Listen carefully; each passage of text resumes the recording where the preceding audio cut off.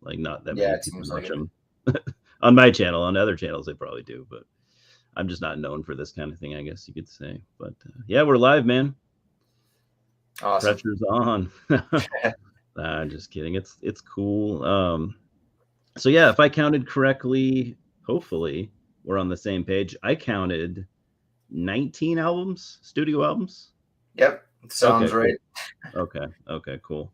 Yeah, so this was fun to do. I've been wanting to actually do this. Well, fun. The idea of it's fun. I've been wanting to do this for a long time.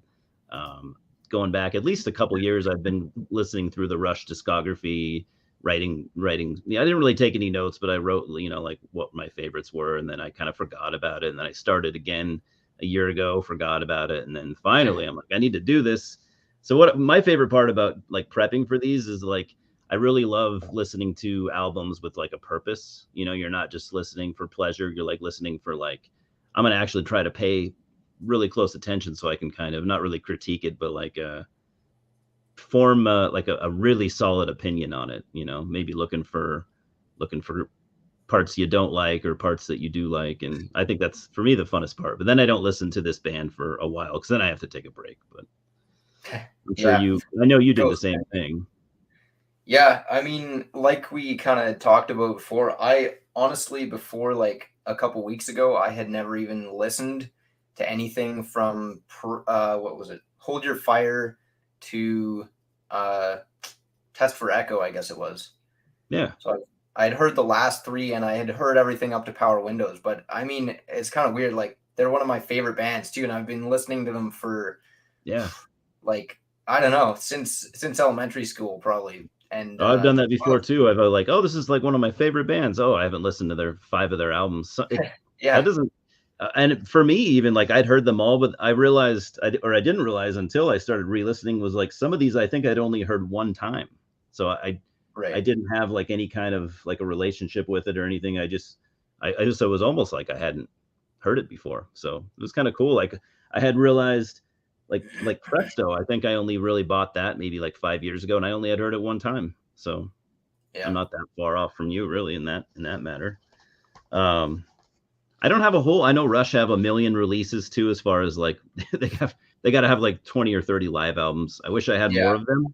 Like I'm pretty sure I have Exit Stage left. I couldn't find it, but I do have Show of Hands.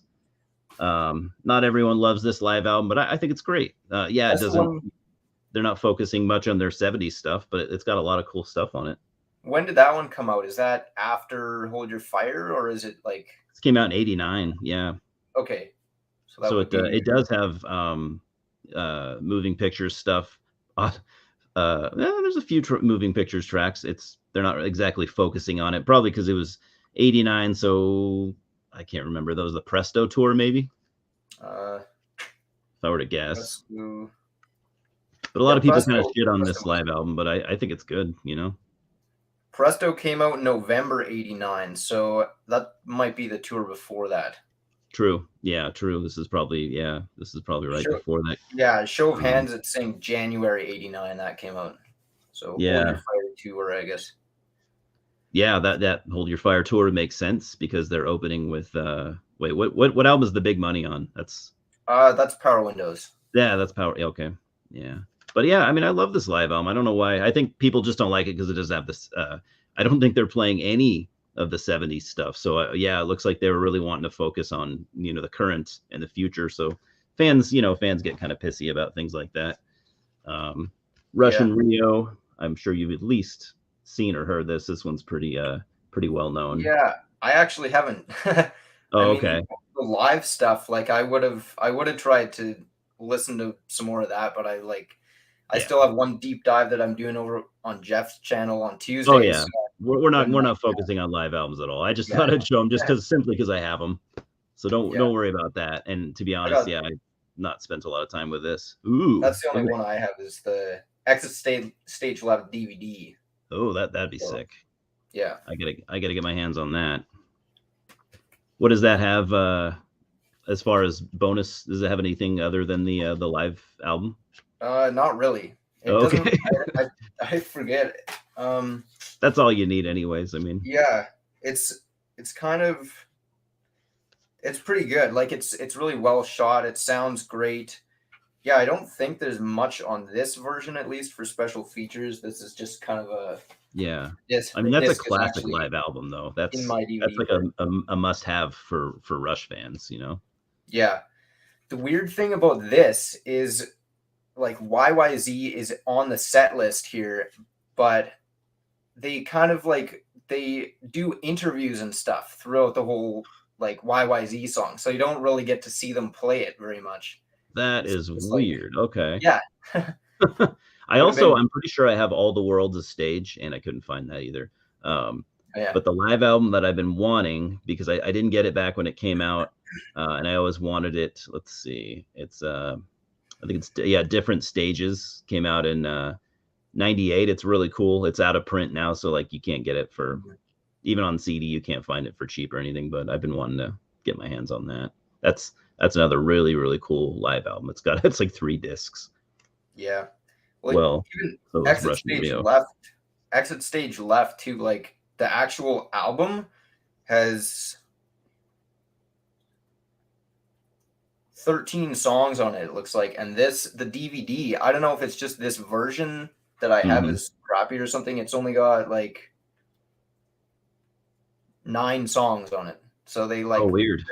yeah, you'd think they could fit the entire thing on a DVD I easily, would but think so. Yeah, I I don't would know. imagine because I have like I also have the Russian Rio DVD, but Nice. it's yeah, it's only one DVD, I think. So yeah, they could have fit that definitely because the CD version is 3 discs Hmm. and the DVD is just one DVD. So I assume on DVD, yeah, DVDs you can fit I think a lot more Yeah. data So on I there, don't but know. Yeah, it's weird that they left off songs that are on the audio version, but there had to be there's got to be a reason for that because that doesn't make any sense. maybe their footage got some of the footage got messed up or something, or I I don't bet you're know. That's right. all I can think of. But Yeah, it's they still wouldn't cool. have done that intentionally. I also have the this Clockwork Angels tour. Cool. Man, they just always sounded so good live too. Like this is a good live album. Not as good as Russian Rio, I would say, but it's really cool where they at one point they play, they play like 8 or 9 songs, and then they're like, "All right, we have to take a break because we're all like 100 years old. We can't play full sets like we used to without taking a water break." But it's Yeah. pretty cool. But I also got yeah, this, which I watched last night. Have you seen this? yeah, it's Yeah, so that's good. I love yeah. it. I need to get that on DVD. I watched it when it was on Netflix when it came out. Yeah, I bought this years ago and I had only watched it once, so I watched it again last night. Yeah, it's awesome. Sam Dunn does a good job. I'm not a huge fan of Mm, his channel necessarily. Well, it is good, but I mean, he does a really good job with his main job, which is making documentaries and stuff. And yeah, he absolutely. kills it with that. His productions are so nice to look at, and like he I don't know, he's just got a great flow with his documentaries. There's no like points where it's boring, and there's like why did they put this in there? He's just he's real good at what he does. Yeah. And this one too, like this is I don't think I've watched any of the other ones like on specific bands that they've done. I think there's an Iron Maiden one, there's ZZ Top. I forget what else they've done. There's a couple other ones. I didn't But know that. like the um like the ones like Metal Evolution series, then there's like Those are the good. Global Metal and a Headbanger's Journey and stuff. That one, like he's kind of he's more hands-on. You see him like True. in shot and stuff. On True. this, it's like he Yeah, knows you don't when see to him at kind of all. just back off. You hear him like in the background asking a couple questions like True. once or Yeah. twice. But like I don't know. So because some people kind of like try to make it more about them, but like Yeah. obviously he knows when to just back off and make the That's whole a thing about the band, which is what yeah. it should be if it's a specific one like that. That's a really good point because I'd never thought of that. Yeah, like in metal, the one you mentioned first, the metal headbanger's Oh, journey, that which I Berg really like too. headbangers. He's in it like the whole time, but it Yeah. made sense. It made sense because it was like this is my journey, and Mm, yeah, that's a really good point to you. I love that Headbanger's Journey movie. I thought it was yes. really cool. Like I didn't learn anything from it, but that wasn't the point. I actually would show that to like people that I knew that were like just getting into metal or curious about it, I would actually play that for them, and everyone really liked it. Yeah, I got that one on DVD too. I used to. I let a friend borrow it, and he never gave it back. So I guess he liked it. Yeah. Have you I'd like seen any of these ones? Metal Evolution? Yeah, Like a on series. YouTube I think I've watched all of them. Okay. Yeah. Yeah, I'd like to check that on DVD. They did one after they put out this set. This doesn't have like the extreme metal one. I saw that one too. Yeah, he did a good job with that too. Yeah. Yeah. Some of his like genre breakdowns are a little weird, but whatever. You can't. Yeah. Well, yeah, those when they were doing those like Lock Horns episodes a few years ago and stuff. I mean, those actually like that's when I was really getting into metal. That's around the same time I started watching your channel and stuff too. And just like yeah, I don't know.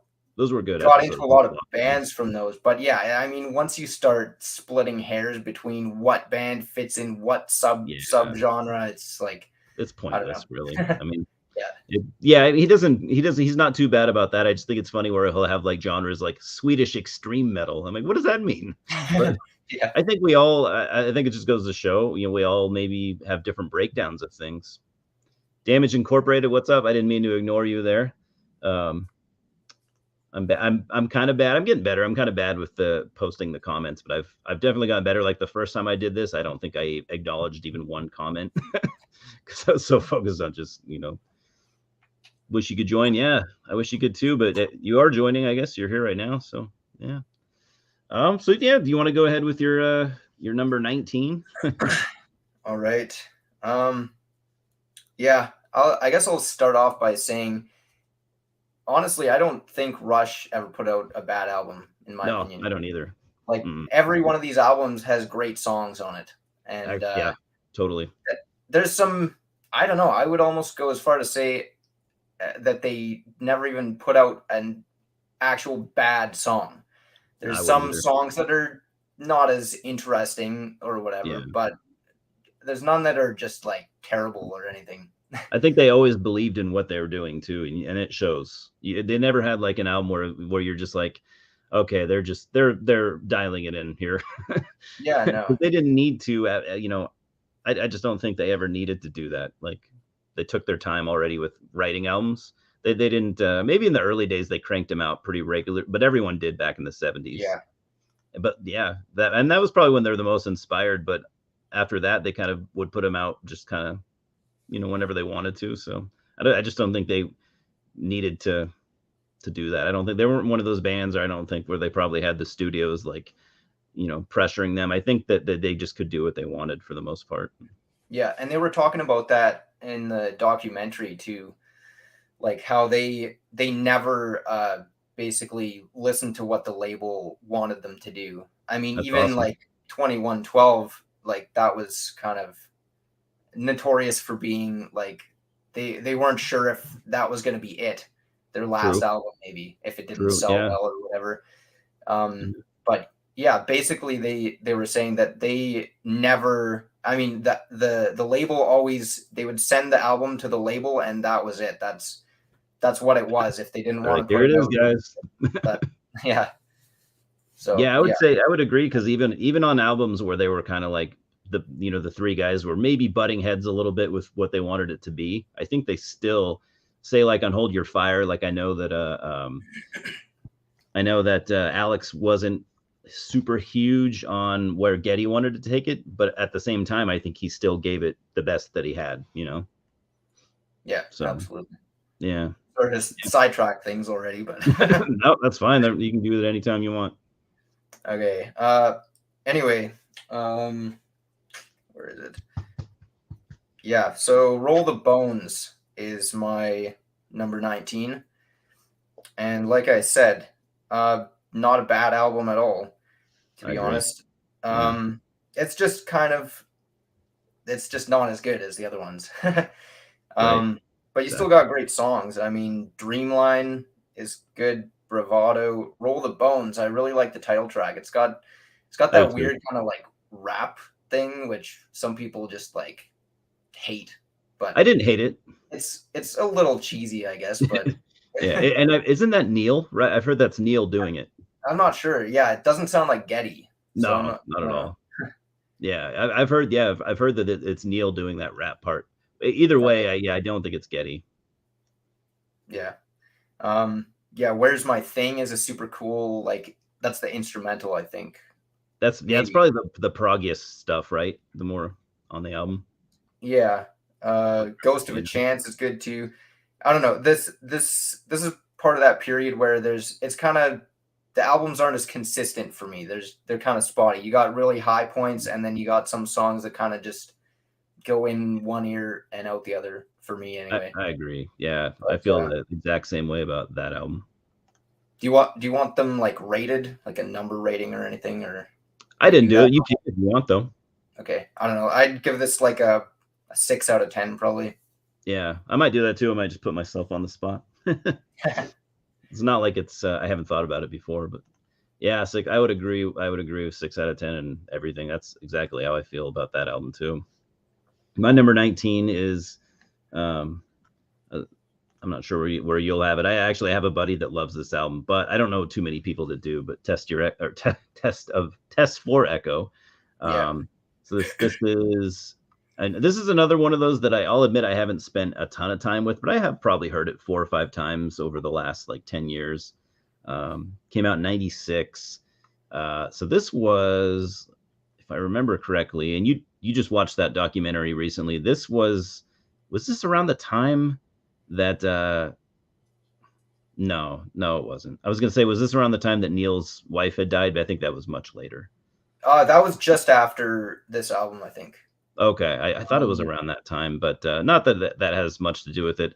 But I do remember though that when this album came out, a lot of people, including the band, were like, this is a return to form album," and I just don't really hear that. Like, I guess you could say it's return to form in the way that they were more basic on the first two albums, more riff based, and it is riff based, and they also said it's heavier, and it is heavier. Some of the songs on here I just don't like at all, but then some of them are really cool. I think the last track is an instrumental. I think.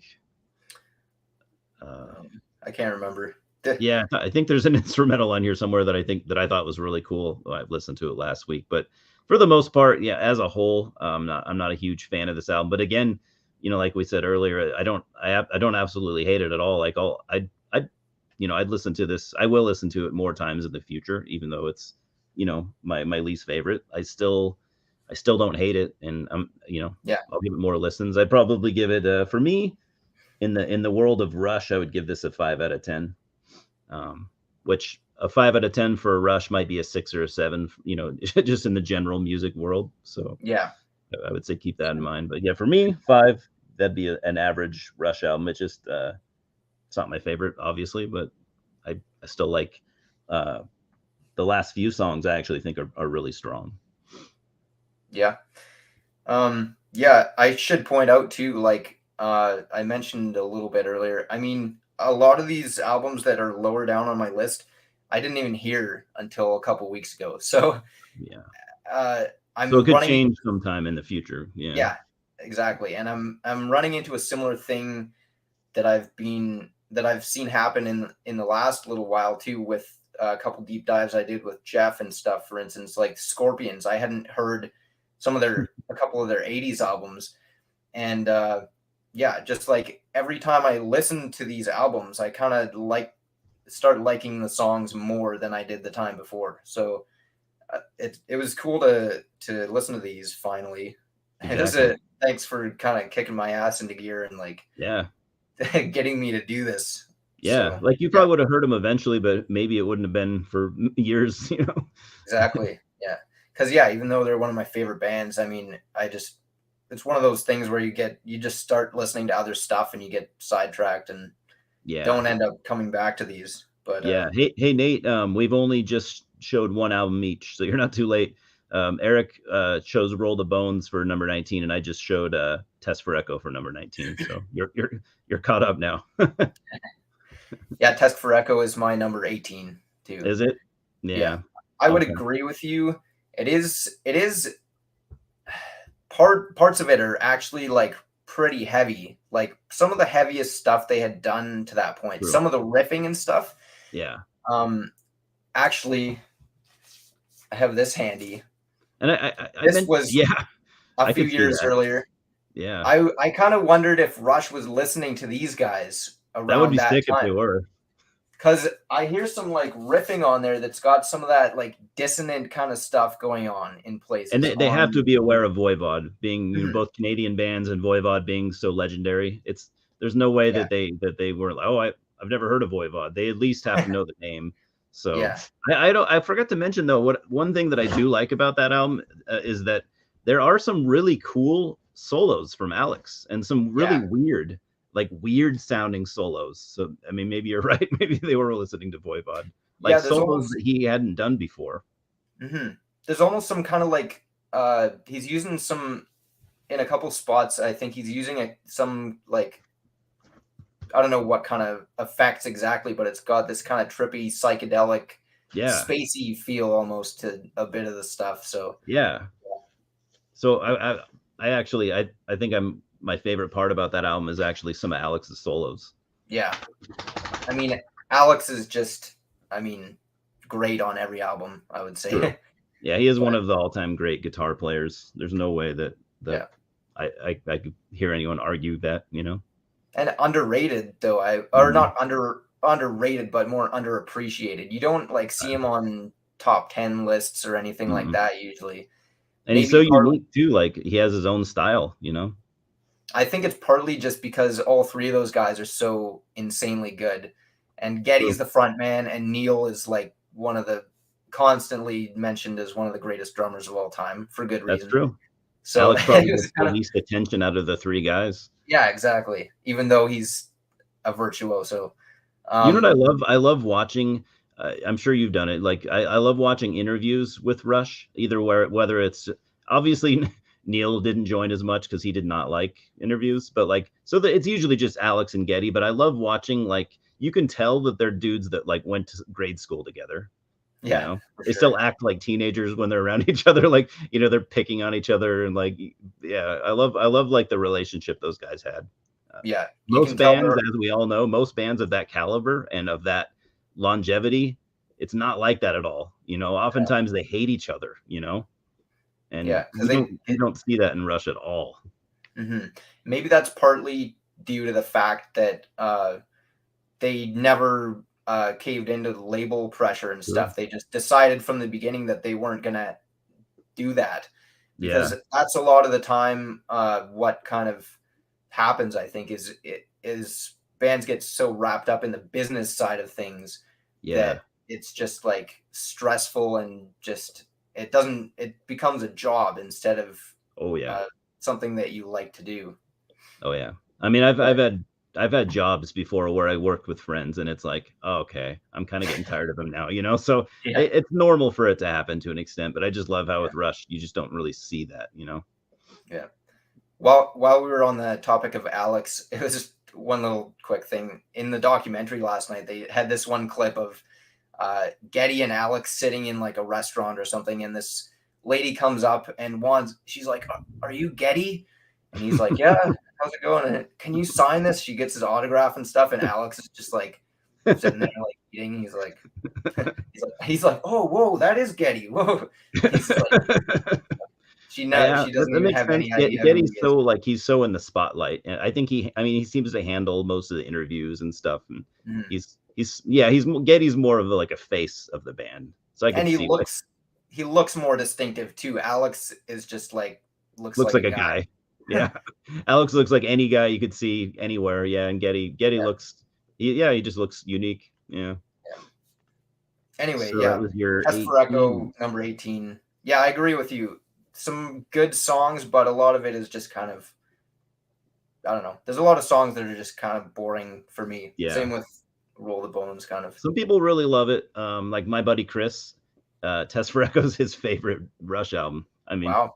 whatever. Yeah, I think that's just because like they came out when he was like a little kid, and that. So yeah, it did for me too. Like I guess I would have been 14 when it came out, but I wasn't really. I don't think I was paying close attention. So I vaguely remember it coming out, but I wasn't like listening to it or anything when it was new.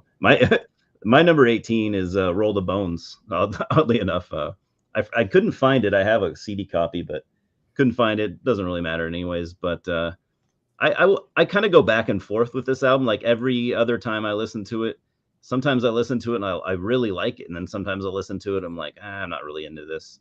But I guess if I'm in the right mood, I'm like, I can really pick stuff off of it where I'm like, oh man, that this this part of the song is awesome. And um, I think I actually had it rated higher at one point, but I had with re-listening to stuff recently, I had to knock it down quite a bit. Um, Yeah. yeah, like you said, "Where's My Thing?" That's a really cool song. The instrumental, it's probably the most like proggy part of the album. Um, Not a big fan of Neurotica, but I think that was the single, if I remember correctly. I think that was Okay. the single from it. I do like, I really like the title track. I think is awesome. Yeah, it's good. The Yeah, the chorus big on that is wheel. Yeah, that might be my favorite actually. Not including the instrumental, I might like the title track the most. But yeah, not too much else to say about it. I'd give it a. I think I'd just give it another 5 out of 10. Same score as Test for Echo.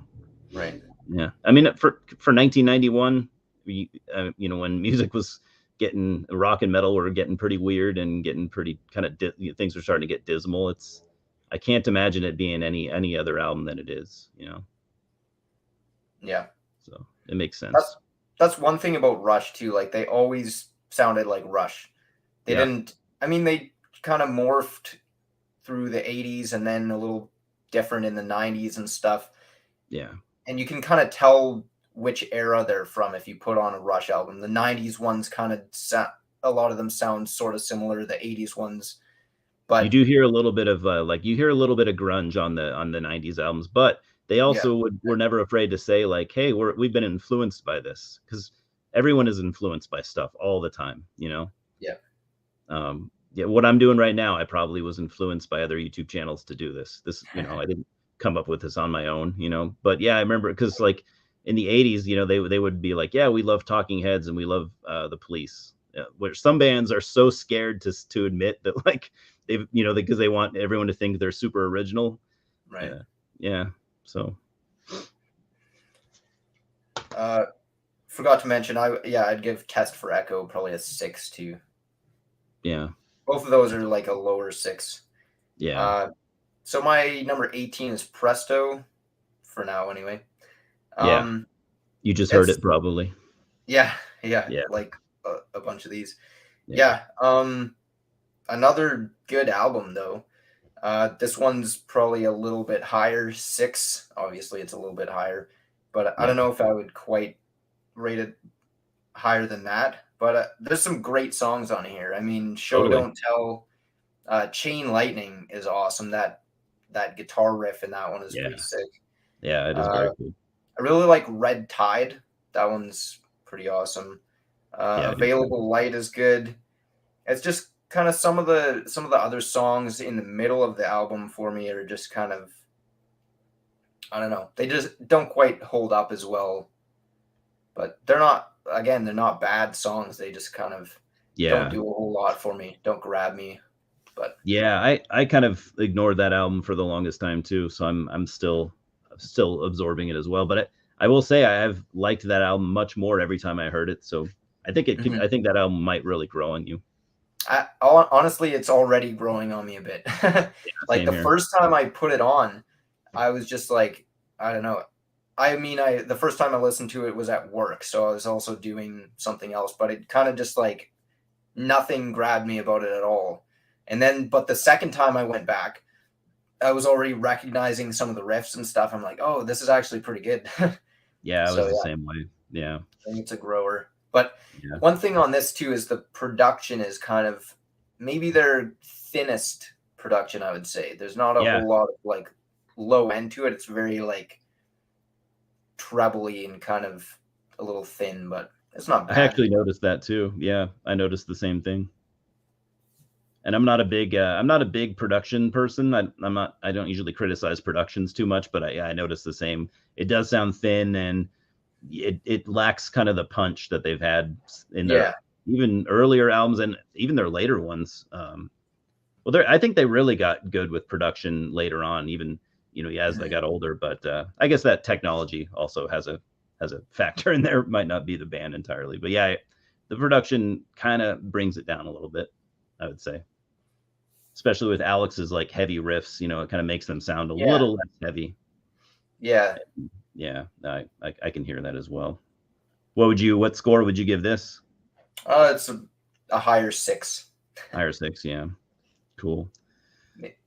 I actually wrote down numbers this time because usually I get so I get lost in where I'm at. So my number 17 is another album that I bought this when it came out, and I actually kind of like this more and more even to this day. But unfortunately, not everything can be a high ranking. But Snakes and Arrows from this came out in 2007. I remember actually when this came out, I just didn't really do anything for me for whatever reason. Maybe I just wasn't in the mood for Rush, and I shelved it for a long time. And since I've been replaying it lately, every time I've probably heard this 4 times in the last couple of years, and every single time I like it more and more and more. And I think it's a really good album. As I'm talking about it now, obviously I have like stuff like Vapor Trails and um, Clockwork Angels higher, but I'm starting to wonder if that's really how I feel. But for now, number 17.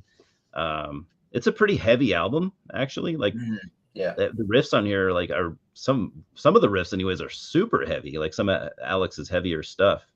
Yeah. I don't know if I have any tracks that I could name that stuck out for me, at least in my brain. Yeah, I just can't because I guess I haven't listened to it enough times. But I listened to it the other day and I liked it way more than I ever had. So for now, it's a number 17, and I'd probably give this a 6.5 out of 10. Nice. Wish I could talk about it more detailed, but all I can say is I guess for people that maybe it might just be due to the time, like 2007. I don't know. For people that have overlooked this album, I think they should check it out. Don't overlook it. Yeah. My number 16 is Vapor Trails from, was that 2001, I think? Yeah, or 2002. Yeah, this one's solid. Kind of a little more consistent like the whole way through than the last few I talked about. I'd say This is kind of their comeback album too, like you were it saying. was. Neil, Yeah. Yeah, his daughter and his wife passed away in 97, 98, I think. Yeah. So he And needed to take a good amount of time off. yeah, Yeah. absolutely. I mean, I can't imagine going through something like that. But Yeah. and they were saying like they thought the band was done at that point, basically, Geddy and Alex. I mean, Because they didn't want to because do it without Neil. They didn't want to no, get another drummer. Yeah. yeah. Yeah. But he did end up coming back, and yeah, this is their comeback album.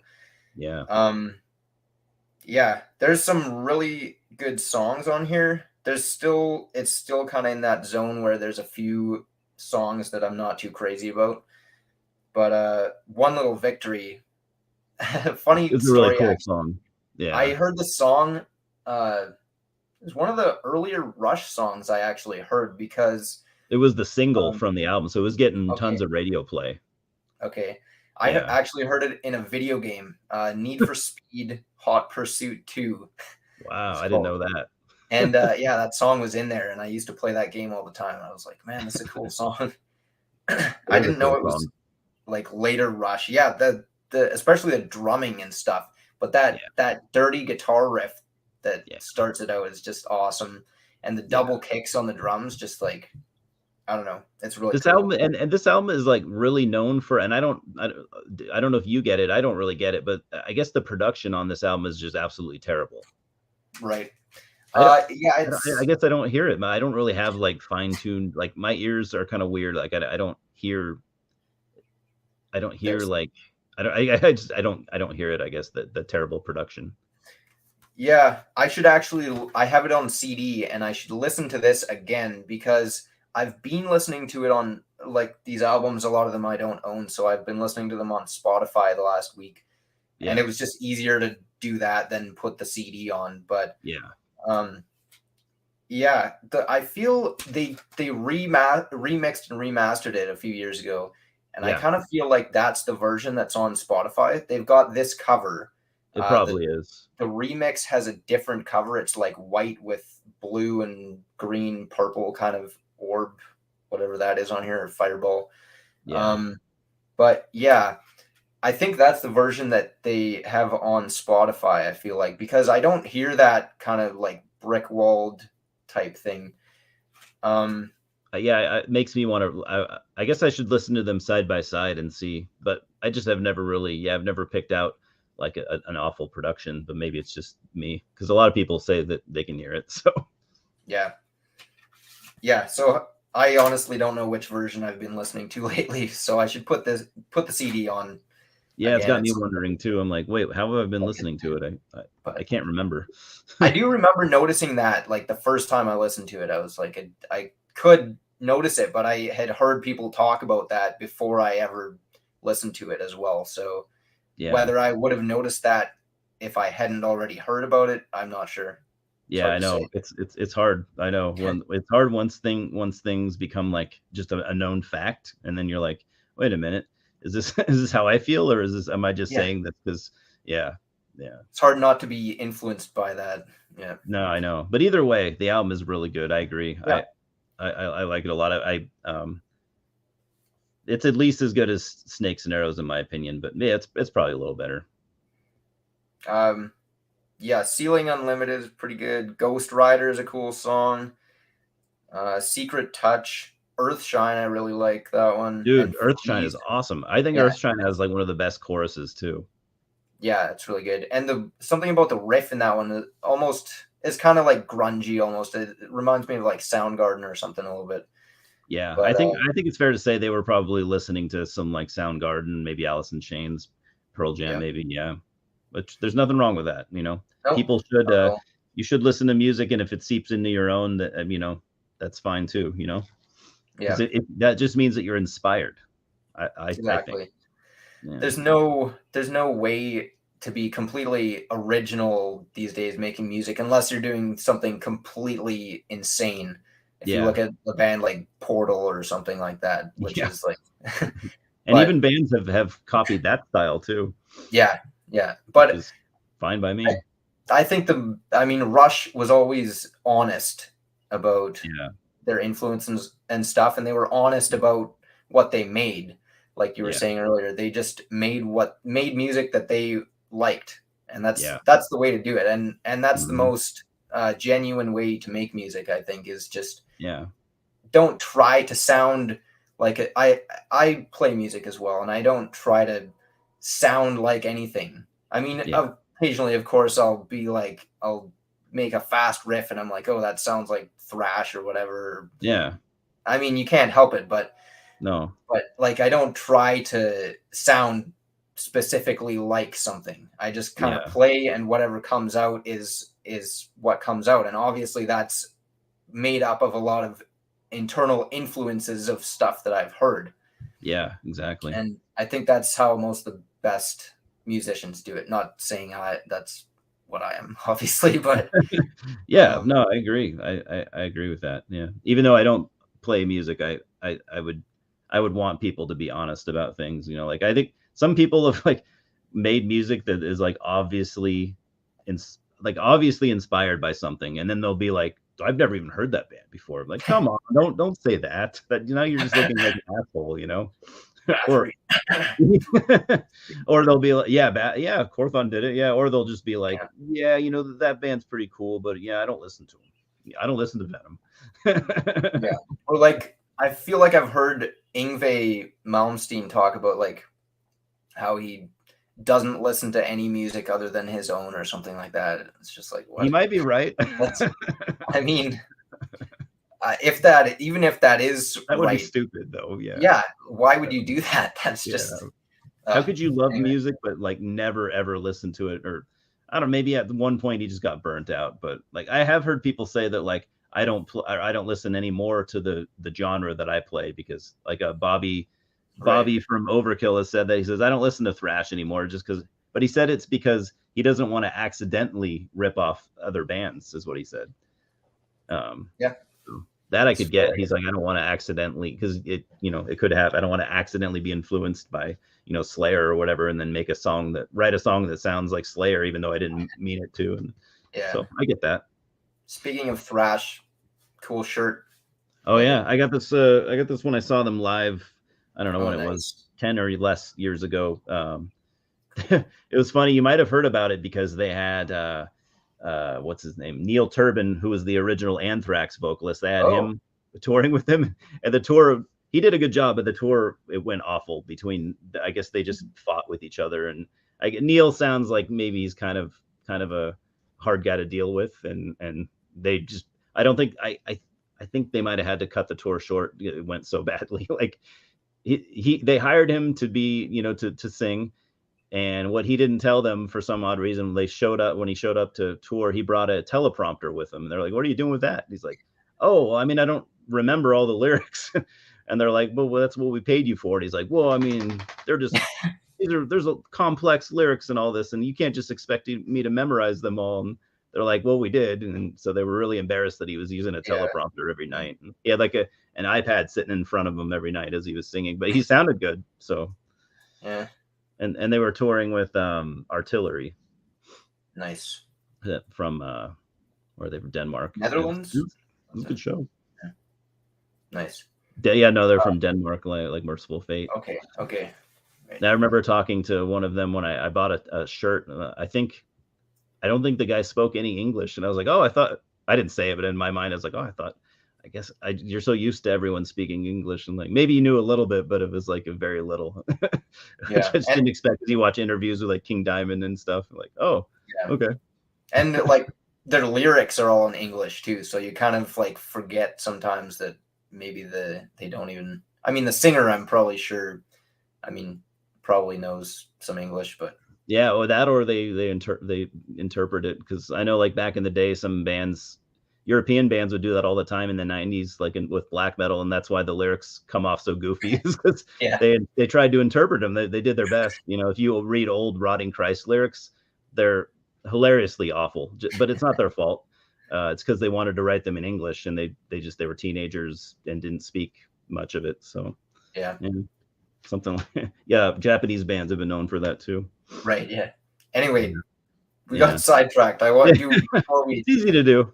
yeah So before my we number 16 jump to the is next one. I just wanted to shout out "Freeze" on Vapor Trails. That's a really good song too. "Freeze," Freeze. Part 4 of "Fear." Oh Near yeah. the end. Oh That's a yeah. really That is a really good song, actually. anyway. I gotta say, yeah. You mentioned Earthshine. That's my favorite song from the album, though. And I didn't realize that until the other day when I was re-listening. I'm like, oh my god, might be one of my favorite Rush choruses. Yeah, it's great. Yeah, I don't even know how to explain it. It's just mesmerizing. Yeah, thanks, Nate. That is I like the Force album too. I actually probably Nate's commenting on my shirt. I probably like the Force better than this album, but they didn't have any Force shirts, so this would be my number 2. And I actually like their third album a lot, the one that a lot of people have a problem with. I haven't heard that one yet. I gotta check it out. That's it's got got it's got a Steve Grimmett from Grim right. Reaper on vocals. Yeah. I like it. I don't Interesting. know. It's if you like stuff like Iced Earth, like that, like thrash with like melodic singers, I think it's awesome. Cool. But yeah, number 16. This album, I'm starting to even wonder why I put it this high. Another album that I go back and forth with, but I might like Vapor Trails, or I mean, I might like Snakes and Arrows a little more. But anyways, 16 is where it's at for now. Counterparts. It's another, just like Roll the Bones and Test for Echo. Like every other time I listen to it, it doesn't do anything for me, and then the next time I'll be like, oh, this is awesome. So I don't know. Like you, where you're saying there was some albums that you hadn't heard. I haven't heard this a lot of times, so I haven't I don't have like a long history with it. Um, let's see, Animate, the debut, or I mean the first song, and I think it was the single or one of the singles. I'm not too big on that. Stick It Out, the second song, I'm also not too big on. Nobody's Hero's good. Alien Shores good. I think this album might be the back half, I think, might be the better than the first half. But I don't know. It's this album also sounds kind of, this and Roll the Bones both sound kind of, I do hear some grunge elements in there. Roll the Bone, and maybe Test for Echo too. Yeah, I definitely hear some grunge in there. Like Geddy's doing some of the harmonizing. No one else in Rush sang, so I think he just what do you call it? Layered his vocals, Right. kind of give it that kind of Alice in Chains sound, which is fine by me. I mean, I like a lot of grunge stuff, so that didn't bother me at all. But I'm definitely picking up on that. But other than that, yeah, it's just not one of the albums that's like really cemented itself with me just yet. Came out in what, 93, I think it was. 93. Yeah, 93. And Metal Archives has it as an 80%. I'd give it, for me it's like a probably a I guess I'd have to give it a 6. Maybe even probably a 6.5, I'd say actually. So Yeah, yeah. I'm pretty much right in line with you. That's my number 15. Okay, cool. That's actually one of the CDs I have too. I found this at like Value Village or something for like $3. So, Oh yeah.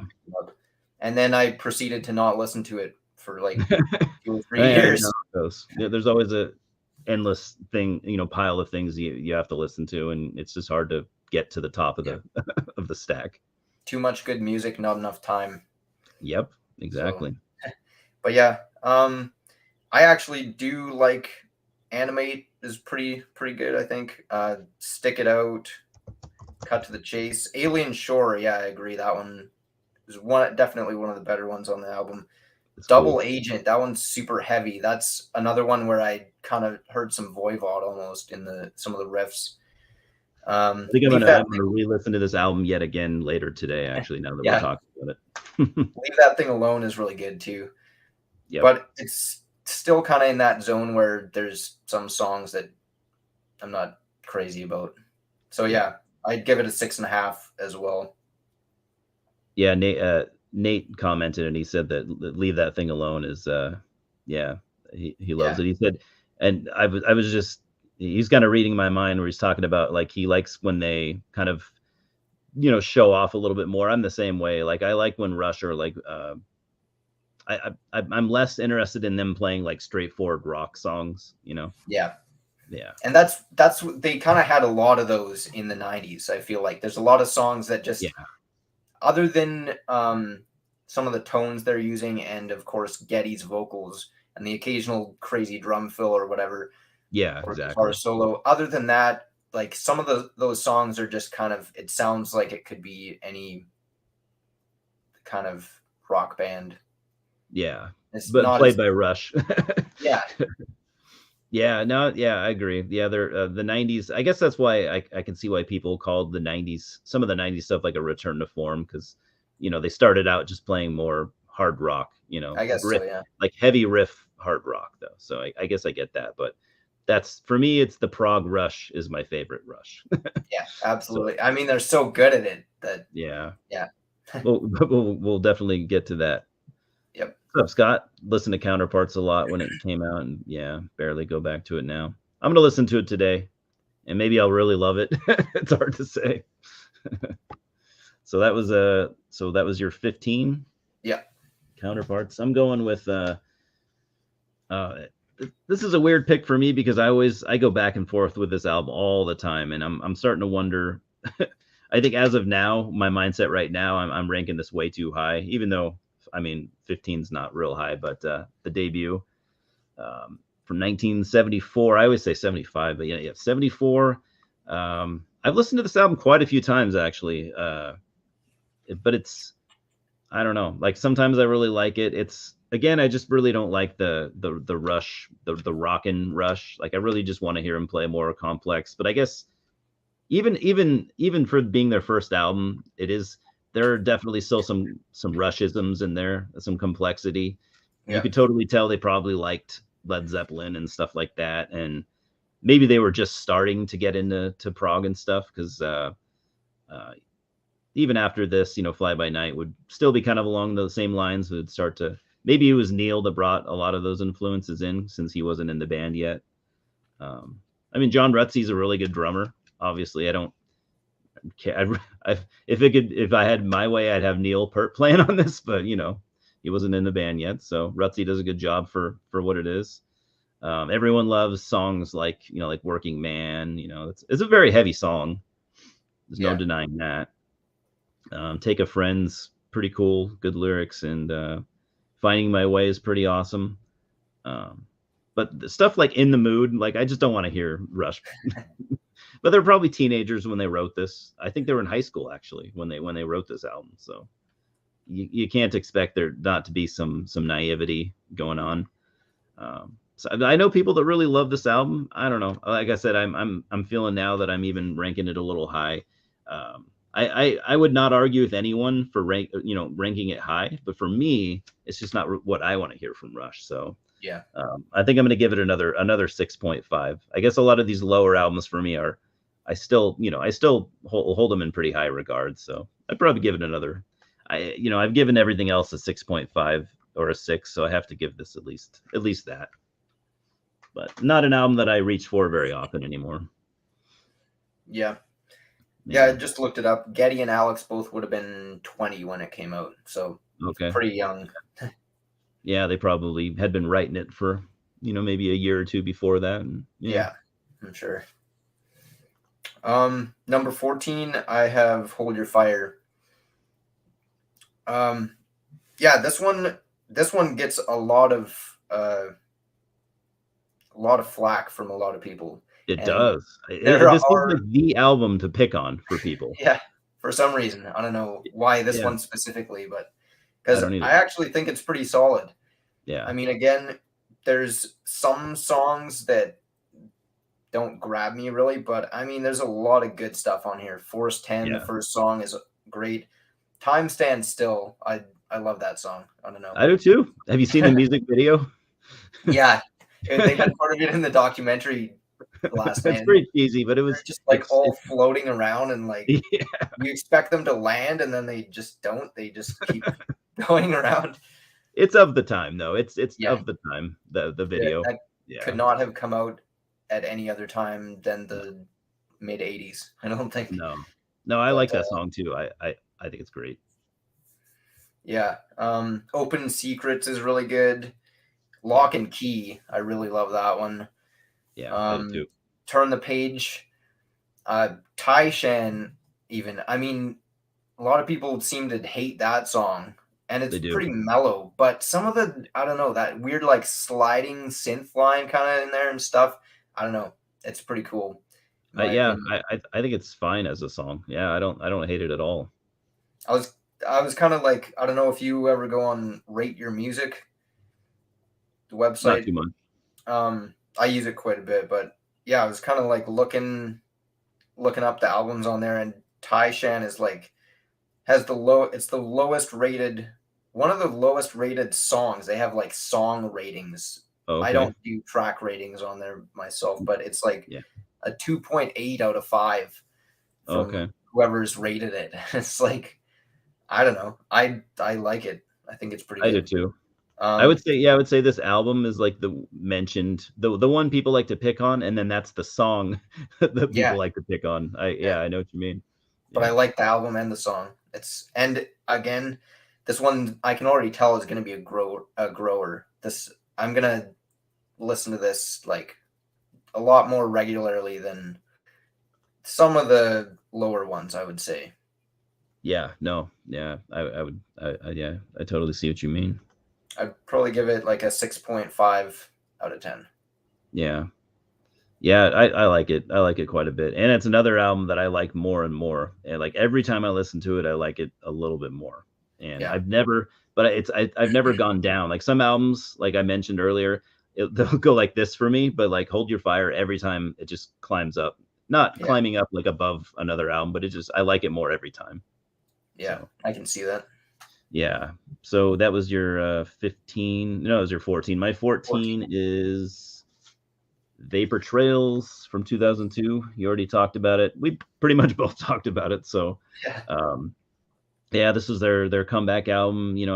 After being uncertain for a good number of years if there was even ever going to be a Rush again. Obviously, I'm sure it was good for Neil to get back to writing music because I'm sure that helped him. But they took like 6 years off.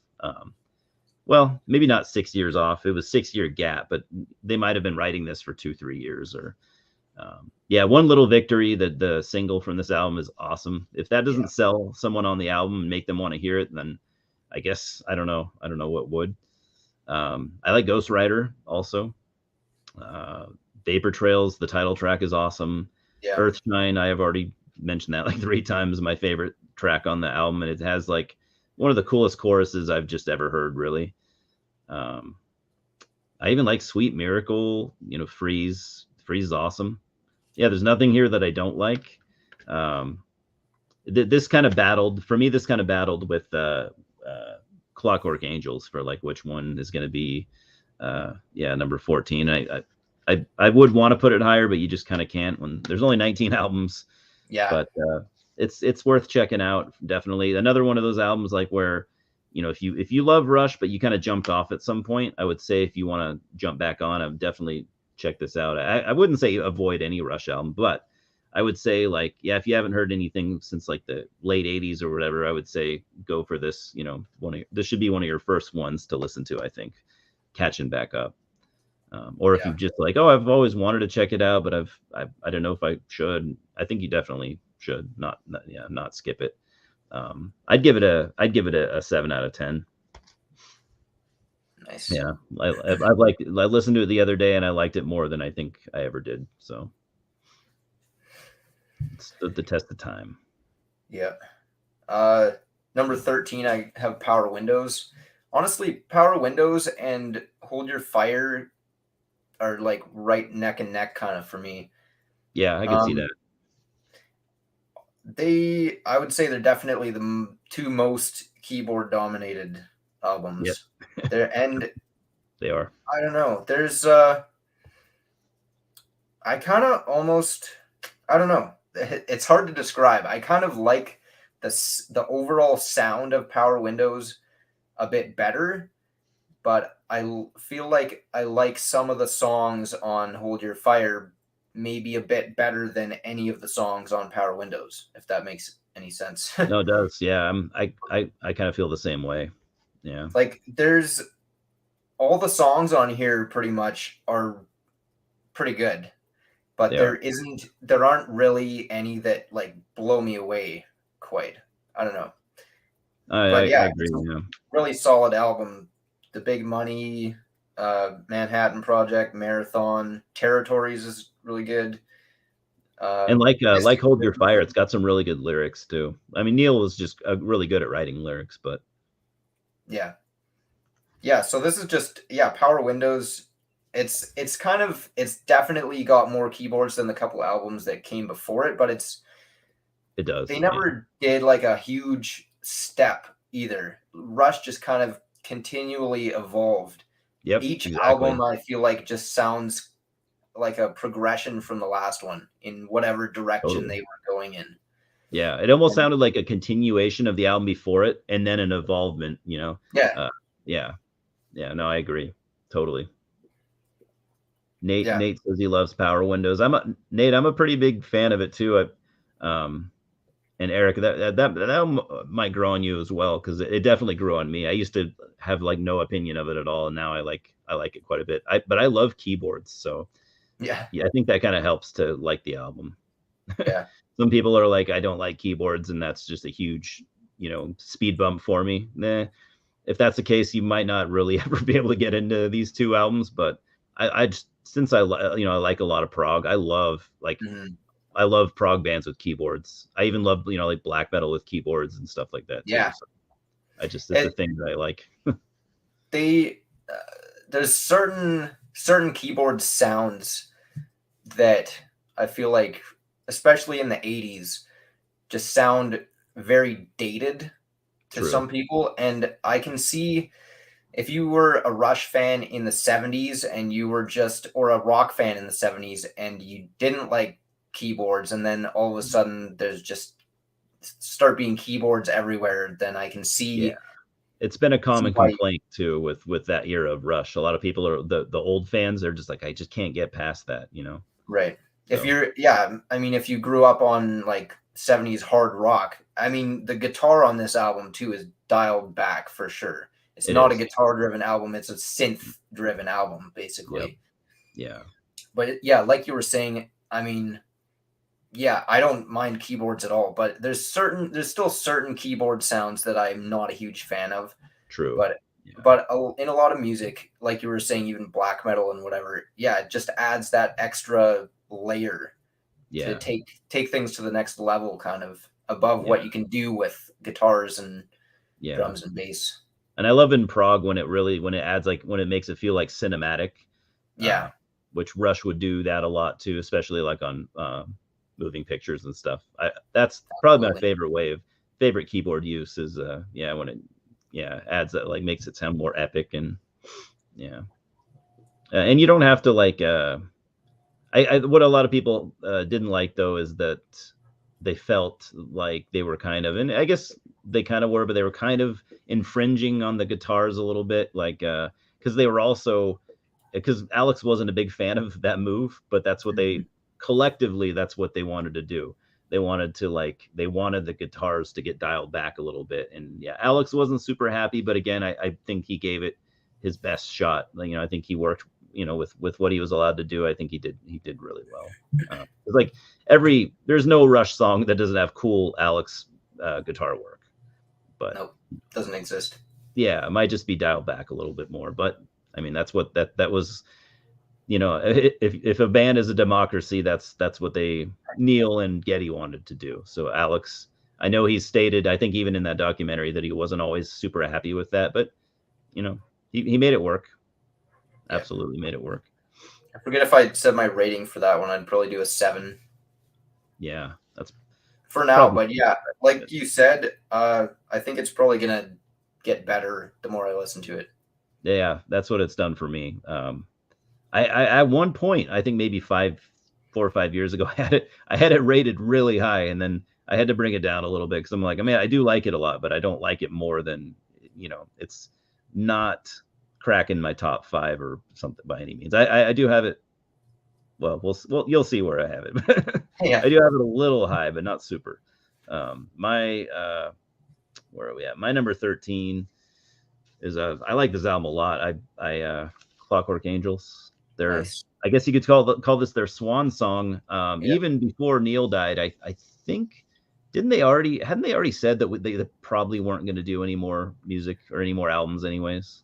yeah, I think so. Because I'm pretty sure this was.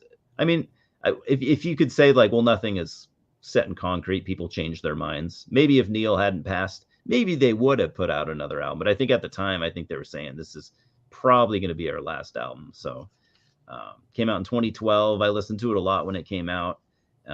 I like this album a lot. This is let's see. I think this is out of the 90s and 2000s albums. I think yeah, this is the highest I have. So I guess you could say I like this more than anything they've done since the late 80s.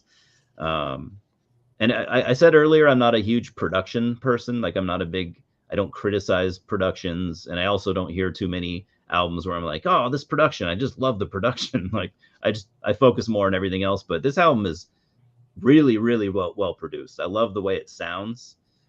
Like it's a really like it's a heavy album, and like Alex's guitars just sound super crunchy, Yeah, and even thick. like Getty's bass and Getty's vocals, like it just if I were to put out an album, I would want like it to sound like this, like as far as like the production goes. Yeah, Everything is it's so great. clear and so perfect sounding. Like and as they were getting older, obviously singers suffer the most.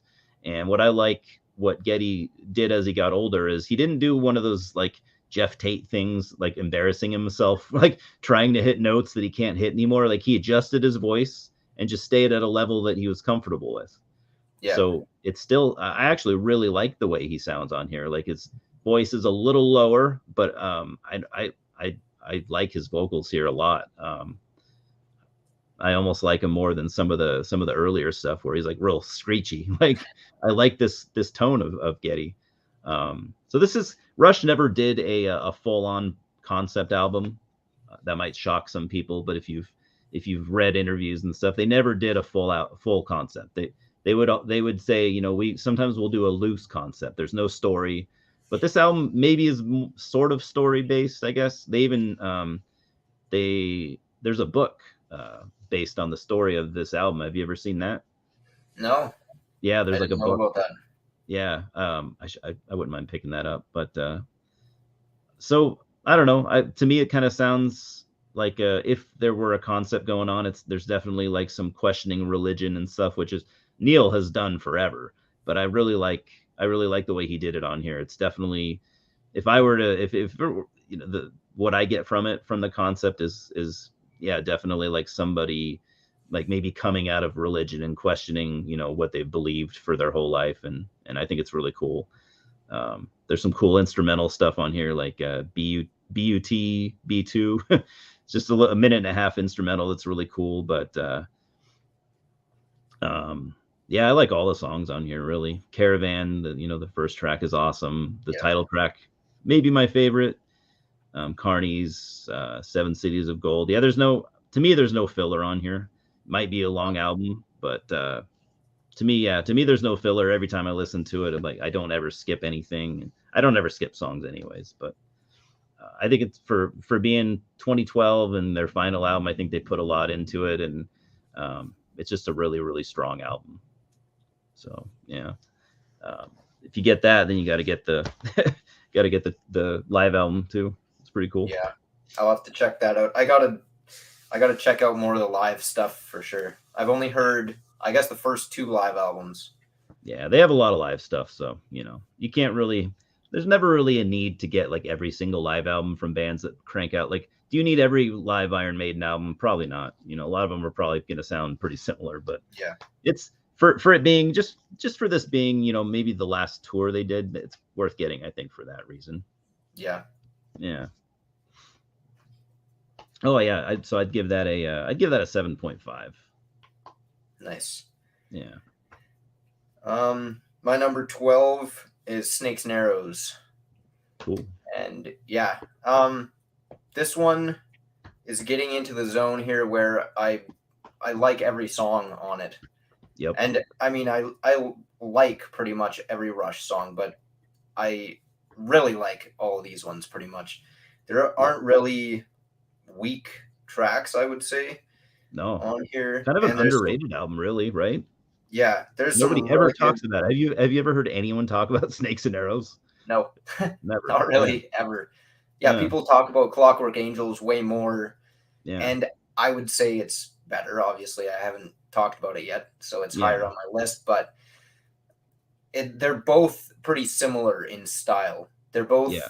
I would almost say Snakes and Arrows is a little more diverse. Maybe it has more mellow moments, whereas Clockwork Angels, like you said, is probably one of their heaviest albums, I would say, like almost the whole way through. Yeah. But yeah, Far Cry, the opening song, I love that song. It's awesome. It's great. Kind of cool lyrics in that one too. I won't pull a Jeff here and start singing them, but I was yesterday. I can't sing, so I'm not even going to try. At least Jeff can carry a tune. Yeah, I actually have a pretty decent falsetto. I can hit most of the Getty notes. Oh, well, that's I'm not going to do that on camera. I might shatter my microphone. Your own time. Yeah. Armor and Sword is really good. Working Them Angels, Spindrift, The Main Monkey Business. I forget if that's an instrumental or not. I think there's Malignant Narcissism is the instrumental on here. That one's cool. That's such a good title too. Yeah. That sounds like Neil in a nutshell right there too. Yeah. Faithless is kind of a mellow one, but I really like the chorus in that one. It's got like a cool chord change and stuff in there. And We Hold On is really good too. Again, kind of a long album. It's over an hour. But I don't really get bored with it. I guess their later albums were a little longer, weren't they? The 2000s albums, yeah. Yeah, even a couple of the 90s ones, like Counterparts is like 55 minutes. Test for Echo is like 53 and a half. A lot of the time that was record labels would force this. They're doing it still. That's why like the last Yeah, Possessed album was like 70 minutes long. No thrash album needs to be 70 minutes long, but they're like, dude, the label made us put 15 songs on there. We only wanted to do 10 or yeah. whatever. And so that could be I don't know in the case of, but knowing Rush though, I think they probably wanted those songs to be on there actually. Yeah. I would Yeah, and like there are some albums out there that are definitely just that are really good and just yeah. too long Yeah. for their own good. And they But suffer there a are little bit for it. Yeah. yeah, but there are other ones too. Like you look at something like The Lamb Lies Down on Broadway, Oh, dude, which that yeah, I love that, and it's like perfect. 80 minutes or whatever, Yeah. double concept album, but it totally works. Oh I yeah, it's a mean, perfect album if you have the for time me. to sit down and listen to it all the way through and you're Yeah. actually paying attention, if I usually you listen to that album in two listens. Like I'll listen to disc one and then I'll listen to oh, disc two yeah, like the next day. That way I don't like overwhelm myself because yeah, it's so much to take in. yeah. But yeah, I mean, if the music is good enough, I've never heard an album that was how do I how do I say this? I don't know. There's certain albums that are that justify the length, I guess. I Totally. mean, Yeah. there's still a limit. I don't think I would listen to something that's like over 2 hours. That's getting No. to be a bit much. But Albums like that, yeah, there are some albums that are like mm, that long. Again, I'll split those up into listens because I don't want to make myself like resent the album if yeah, because if yeah, it's really good, I don't want to bring it down in my own mind. So I will split up maybe even two or three listens just to let myself, let my mind clear a little bit before I get back yeah, into it. Especially if it's really dense and there's like a lot going on, like a lot of prog. yeah. Depends what it is too, or yeah, like a black metal album or something that's just intense Yeah. for like too long. I mean, a lot of it intense metal and stuff. I would say like 35, 40 minutes Yeah. is just like Yeah. enough because I other agree. it just starts to just like wear you down kind of after a while. Yeah, it But does. like back to Snakes and Arrows, this album has enough diversity in it that it keeps it interesting for the full hour. So Totally. yeah, I Yeah. really like this one. Yeah. 7.5 I'd probably give it. Yeah, I'm liking it more as it ages. Like I said, when it first came out, I bought it right away, and then I was for some reason, I guess I just wasn't in a rush mood because I played it and I was like, nothing's really grabbing me here, and I shelved it for a long time. And now every time I listen to it, I'm like, I like it more every time, and I'm picking out more from it. And I'm like, why did I not catch on to this? Yeah. It's and like you said, or we both said, no one talks about it. I've never seen it mentioned once. I'm sure when it came out there was buzz and stuff, but even then, like I remember the single from Vapor Trails, hearing it on the radio all the time, but I don't remember that with Snakes and Arrows. But I might not have been listening to the radio in 2007, as Right. I probably was in 2002 since I was only like 20. But in 2007, yeah, I guess I was 25. I wasn't listening to the radio at all, so it might have had a radio hit, but I don't know. I kind of doubt it. So let's see. My number 12 is an album that I never really cared that much for. I guess you could say I like it a little more now since it's up fairly high, but might be higher for you. I don't know. We'll see. Fly By Night from 75. Love that album cover, by the way. I Yeah. mean, I love That's I cool. love animals, and that's just cool.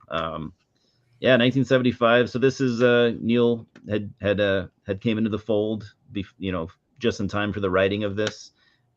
I always thought it was funny how like he was the newest guy in the band, and already like instantly he was writing the music, like you Yeah. know, because he's always or lyrics. Sorry, not music. I think he writes some of the music, but lyrics he's always written like 90% of the Rush lyrics. Yeah, they were talking about that in the documentary last night too. Were And they? I couldn't remember. Were yeah, they? He just came on board and wrote stuff, or what? well, he wasn't like he didn't instigate it. It was more Getty and Alex. They're Oh, like talking about how they're just these kind of couple like weird, goofy guys, and then Neil is just like was like always reading a book and was like obviously smarter than both of them. And they were like, hey, this guy's like reads a lot of books. He's really smart. He could probably write lyrics. Okay, I don't remember that was, part. I guess that makes sense then. But yeah, it's he just but his lyrics are great. yeah. Like yeah, I love he's probably easily one of my favorite like lyricists. Yeah. I feel like kind of in some of the 90s stuff too was a little less inspired maybe. There's a Yeah. lot of kind of, I don't know, a lot of his lyrics are just straight up, like you know exactly what he's talking about. Yeah. And then That's some true. of the other ones he'll use analogies for things, metaphors and whatever. And some of True. the I feel like some of the metaphors on albums like Roll the Bones and stuff like that we're getting a little like I was listening to that album this morning, No, I know what you mean. Yeah, and there's I'm like starting to two think or the three same thing. songs in a row that are like kind of like making an analogy about like a card game or like rolling the dice kind of thing for like True. life and whatever, and it's kind of getting a little That's repetitive, true. but Yeah. they're still good. They were Yeah. never. No, that's a good point. I was thinking the same thing as soon as you mentioned it. I was thinking some of the 90s stuff where he's trying to use analogies and Mhm. yeah, not my thing as much. Like I like even in the 80s like some like Hold Your Fire has some of my favorite lyrics from Rush. So like Yeah, yeah. I don't know. So this album this album is kind of like it's a very much a continuation of the first album. It's way better in my opinion. It's like a continuation of the first album and but starting to go in that prog direction because they were I think they might have said on the documentary, but they were already listening to like Genesis and Yes and stuff like King Crimson and so that's one of the reasons why they got rid of John Rutsey yeah, other than his health issues and stuff, but they're like he was into Boston and Journey and stuff, and they're like we he was never going to go the direction we wanted him to go. Um, so I like half of this album. I don't. There's nothing on here I don't like, but I really like half the album, and then half I associate more with like the first album. Some of the songs on here are like early like epic metal though, like yeah. Bytor and the Snow Dog Oh, and same. Rivendell and stuff. Like some of it I can hear like what Manila Road would do, you know? Wow. Yeah. Yeah. Actually, yeah. Now that you mentioned that, yeah, a lot of the early, especially the early Manila Road stuff, is Yeah. like Yeah. Yeah. super Rush influenced. Yeah. I wish if this whole album sounded like this, it would be like a 9 or a 10 out of 10 for me. If they were all by Tor and the Snow Dog, but Oh, they're not, so that's okay. Yeah, some of the stuff sounds like it could have been, left over from the like the writing sessions for the first album. Maybe it was, I don't know. yeah. Um, but unfortunately, I can't bring it any higher. And I usually don't want to hear this album. It's just for those reasons. But I guess if I were to like, because I don't skip songs, so I want to listen to a full album. So, Mhm. but I guess if I were to be a song skipper, I would listen to this way more. Um, Yeah. but yeah, that's unfortunately, it's uneven for me. I know some people disagree. This is very well loved by a lot of people. So I know that's just a me thing, and it's not anything negative, about the album. So I'd give it a for me. For some people, this is probably an 8 or a 9, but for me, I'm still going to stick with the 7.5.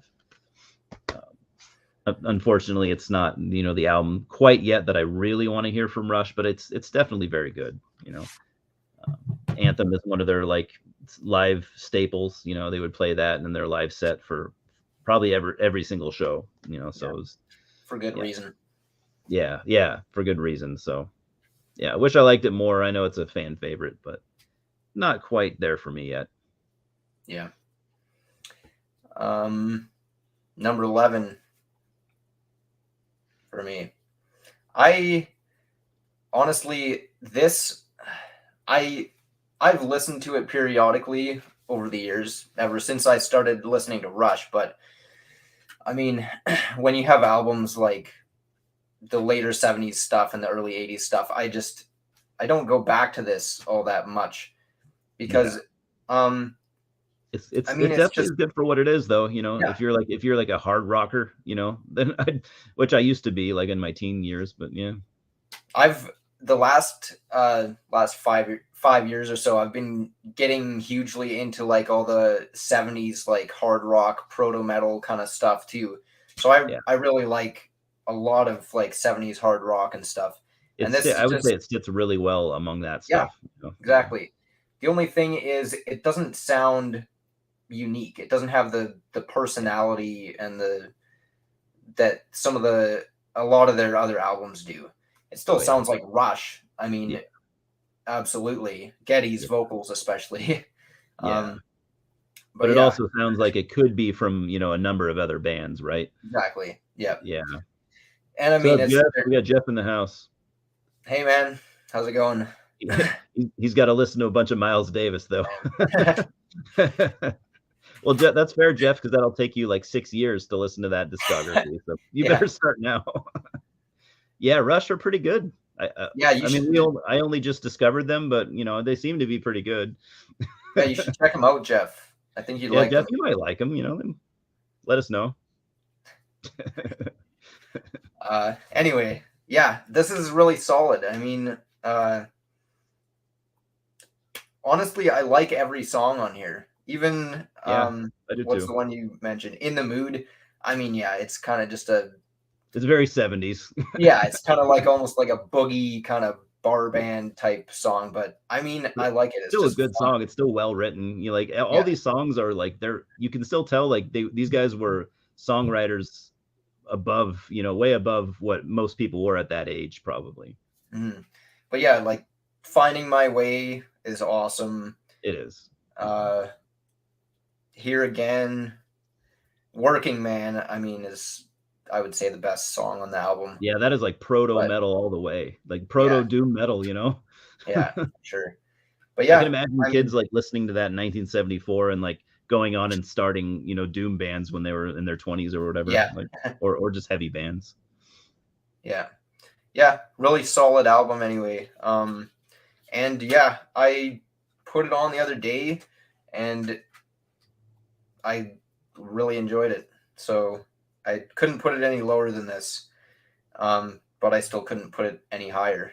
Yeah, So exactly. 7.5, number 11. Cool. It's a really good like summer album too. Yeah.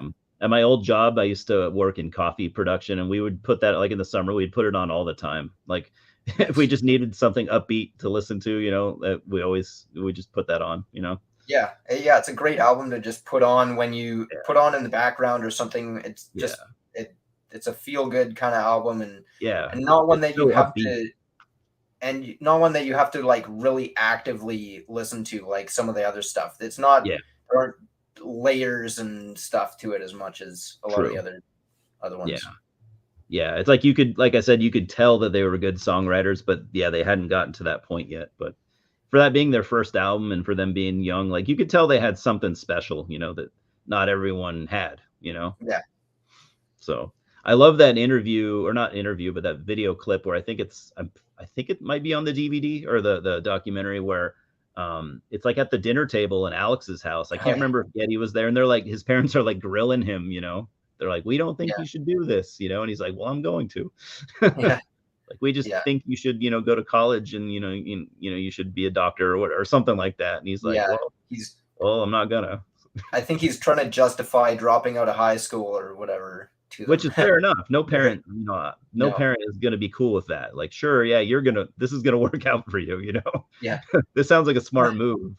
Yeah. So Me and my buddy were watching that last night, and he's like, how do they have this footage? Like, who was just there, like at their yeah, house who with was a camera? recording And it? this, Yeah, yeah, and this yeah, was like before they like broke or anything. It's weird. yeah. Um, That's a good point. we have not mentioned that yet, Jeff. It's gonna be a while before I mention that, to be Yeah, honest. not as long for me. I'm not there yet, but I'm not as long for me. But we haven't mentioned it yet. It's gonna be a little while anyway for me. I got let's see, I'm at number 11. So I originally, when I was working on this like 2-3 years ago, I had this almost stupidly high. So I think I feel pretty good about where I have it now. But so hold your fire. from 1987, because I really do like this album a lot. And it's an album that I didn't have any or much interest in, like when I was listening to Rush originally, like in my teens and even like 20s. So I probably only really got into this album within the last 10 years. But I'm glad that I did, and I'm it's like I expect to myself to have more of an opinion that most people seem to have, even most Rush fans, but I just don't. Well, I mean, we pretty much have already talked about it. I just don't agree with this album just being like this total piece of shit that people call it. No, it's not at I all. know my buddy Scott, No Solution. We had the same conversation where he's like, I don't see that either. I just don't hear this like dud album. Um, what I think people were frustrated with was the heavy use of keyboards, but they already started that with power windows. So but another thing that people say about it is that like there's so much keyboards here, there's hardly any guitar, but there's tons of guitar on here. Yeah, There's still okay, maybe not as heavy in the riff department, but there's tons of guitar solos. There's still like solos from Alex on every single song. yeah, So that's what I was just gonna say too, is like there aren't heavy guitars. This isn't the kind of like proto metal stuff yeah, that the 70s stuff was, but yeah, there's still guitar all over the place. And yeah. the songwriting, it sounds Songwriting different from a production standpoint and instrumentation and everything, but the songwriting is still great. totally there. Yeah, this was like their the phase where they were listening to, because and they've said it in interviews, they were listening to like a lot of the Police and Talking Heads, but they had been for a while. They were listening to those bands like in the late 70s, early 80s, because you can hear that even on Moving Pictures. You can hear there's Police influence on there. But yeah, so yeah, it's not as crunchy, heavy riffing, but the solos are still great. Some of Neil's best lyrics, I think. So yeah, I get if you miss the guitar crunch. I guess I missed that, but I don't, not really. When I listen to this, I'm not missing anything necessarily, because I know I can just, if I'm missing that, I can just go listen to one of the heavier albums. Yeah, Um, exactly. but yeah, and even Neil's drums, some of Neil's, his drums still sound awesome. He hasn't slowed down at all. So other than maybe the guitar crunch, I guess there's nothing really here that I would complain about. And even that I don't complain about, because I like having albums that sound different from each other. Some Yeah. albums sound heavy, some albums sound keyboardy, some albums sound mellow. Sometimes you want to hear a mellow album. There's nothing wrong with that. So I'm gonna give it an 8 out of 10. And Nice. Jeff also had some news for us on that interview, or that not interview, but that footage we were talking about. It's from Canadian Cable Access. Okay, Interesting. wow. So they actually had someone from like TV network come over, and so they must have already been getting a buzz. Yeah. Some buzz going. Well, they were But even playing. still, Yeah, they were playing gigs locally and stuff for a while before the first album. So yeah, even still, yeah, they could have, that Rush could have totally not worked out. Could have just like so many bands, it could have just went nowhere, or could have just failed. But obviously not the case. Okay, yeah, that makes more sense though, right? Because like like you were saying, like who would be just recording that, with the parents being there and stuff. in their house. But yeah, so that's Hold Your Fire. That's my number 11. Right. Jeff just happens to know all these deep facts about them, but never heard of them. Sometimes you do have like weird facts that stick with you for no reason, like about stuff you're not even really super into. Yeah, I get it. Okay, top 10, I guess we're at now, right? Yeah, we're getting into the seriousness. Yeah, and Clockwork Angels for me broke my Cool. top 10. I had only there goes my phone. Snakes and Arrows and Clockwork Angels, I had only listened to once each. Probably, I want to say like 2016 or something. It was a while ago. And I'm not surprised though, because I mean their discography is pretty big, and you were probably more focusing on everything else. And Yeah. Yeah, I mean, I started getting into like, I mean, I've been listening to metal since, I don't know, 2008, 2009, but I thought I was a metalhead, and I discovered like extreme metal like 2015 or so, and I was like, oh, I wasn't a metalhead before, because there's so much. Once you get into once you can stand the harsh vocals, it just completely, the floodgates open up. So Yeah, yeah, and I you just have started. yeah. What's that? Oh, no, I was gonna say then you have like these other genres that you didn't even know about. Yeah. Yeah, and yeah, so I just got dove deep into metal, and then I started getting into a lot of the old 70s prog and 70s hard rock and stuff like that as well, and there's just so much stuff out there. And I Yeah. mean, I've kept listening to Rush for my entire life. I've liked them since, actually, I think the first time, I'm sure I heard a few songs here and there, but the first time I really remember hearing them and it stuck with me. Another video game reference. I guess that's just my age. Yeah. I'm like 28 now, so but it was Guitar Hero, like Guitar Hero 2 or something like that, had YYZ in it. And I remember hearing that and I was like, "Whoa, this is like, doesn't sound like anything I've heard before." No. Yeah. And that was still in elementary school. It probably would have been like 2006 or 2007. And yeah, I've loved Rush ever since then, pretty much, when I started listening to them. And Yeah. but when I have been going back to Rush, I'll usually just put on the albums that I already knew, Yep. versus like Snakes and Arrows or Clockwork Angels or whatever. But Yeah. Clockwork Angels, listening to it a few more times in the last week, man, this album is great. It is. I'm gonna grab my phone off the floor here so I have a couple notes. Um, yeah, where am I? Sorry about that. Um, yeah, that first song, Caravan, is awesome.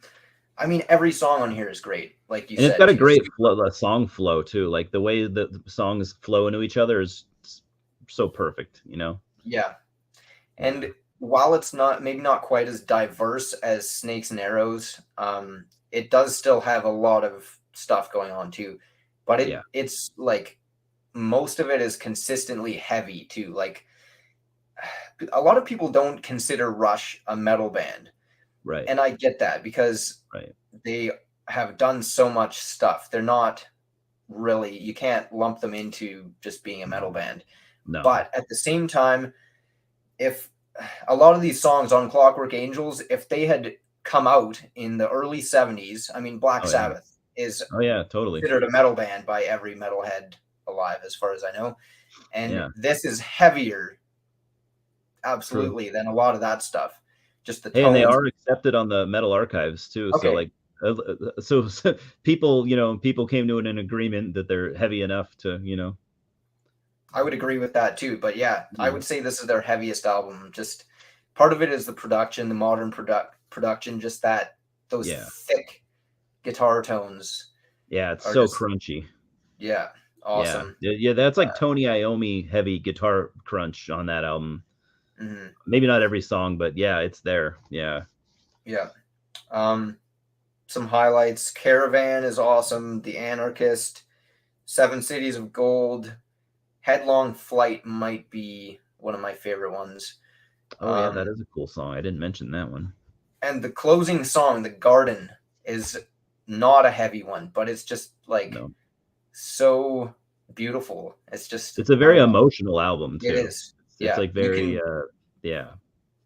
You can tell that they were just like 100% in on this album and Oh yeah. wanted to make it as good as they possibly could. And I Yeah. definitely think they succeeded. Oh yeah. Um, I agree. I mean, honestly, if this was the first Rush album somebody heard, I could easily see this being their number one. It's just the other ones that come above this for me, I've been listening to for a lot longer than this Exactly. one. So Exactly. Yeah. I'm that's gonna have why to go it's, track the book down too. yeah, I didn't even know that existed, so I'm gonna have to. Yeah, It's it's a book like written like taking all the songs and piecing the concepts together and making an actual story out of it. did Neil write it or I think they hired a okay? writer who worked with Neil and stuff who with the concepts. You know, Okay. so I think they not only had the lyrics, but I think they had like input from the band too on, you know, because you know that way they approved of all the directions it went in. But and I think it might be illustrated. I can't remember for sure if it's if it has some illustrations or something, but I bet it'd be fun to get and go through.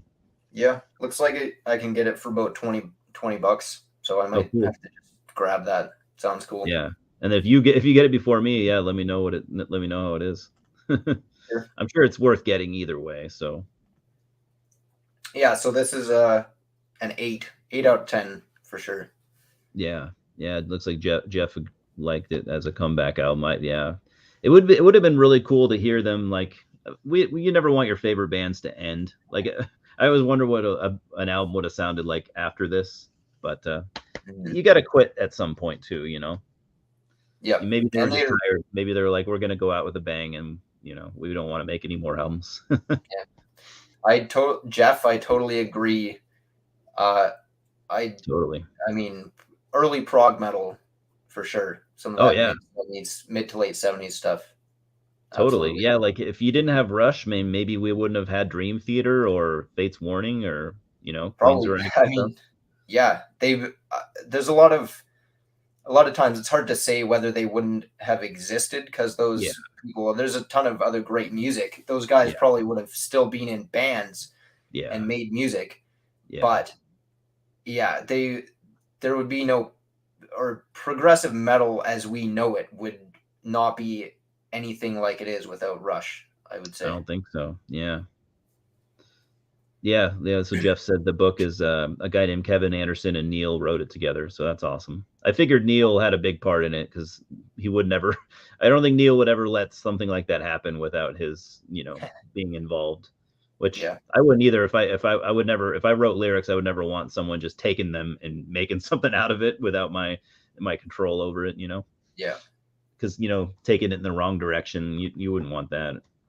So we're at number 10. Well, we have been at number 10. My number 10 is I'm glad it's here in the number 10. I think some people might be bummed out that it's so low, but whatever. I mean, 10 out of 19 is not bad. So I got Crest of Steel. An album I kind of go back and forth with. Sorry, Jeff. Sorry that sorry that it's not higher. Um, for me, that I would rank higher. This is 1975, by the way, so this is their third album. It And their would rank second higher, one, but for me, it's a little bit uneven. I really like side two, but side one, and a lot of people, I guess it's just I don't see it the same way some people do because a lot of people think Bastille Day and Lakeside Park are some of their great songs. For me, those songs are still kind of lingering back in the like the 73, 74 Brush days.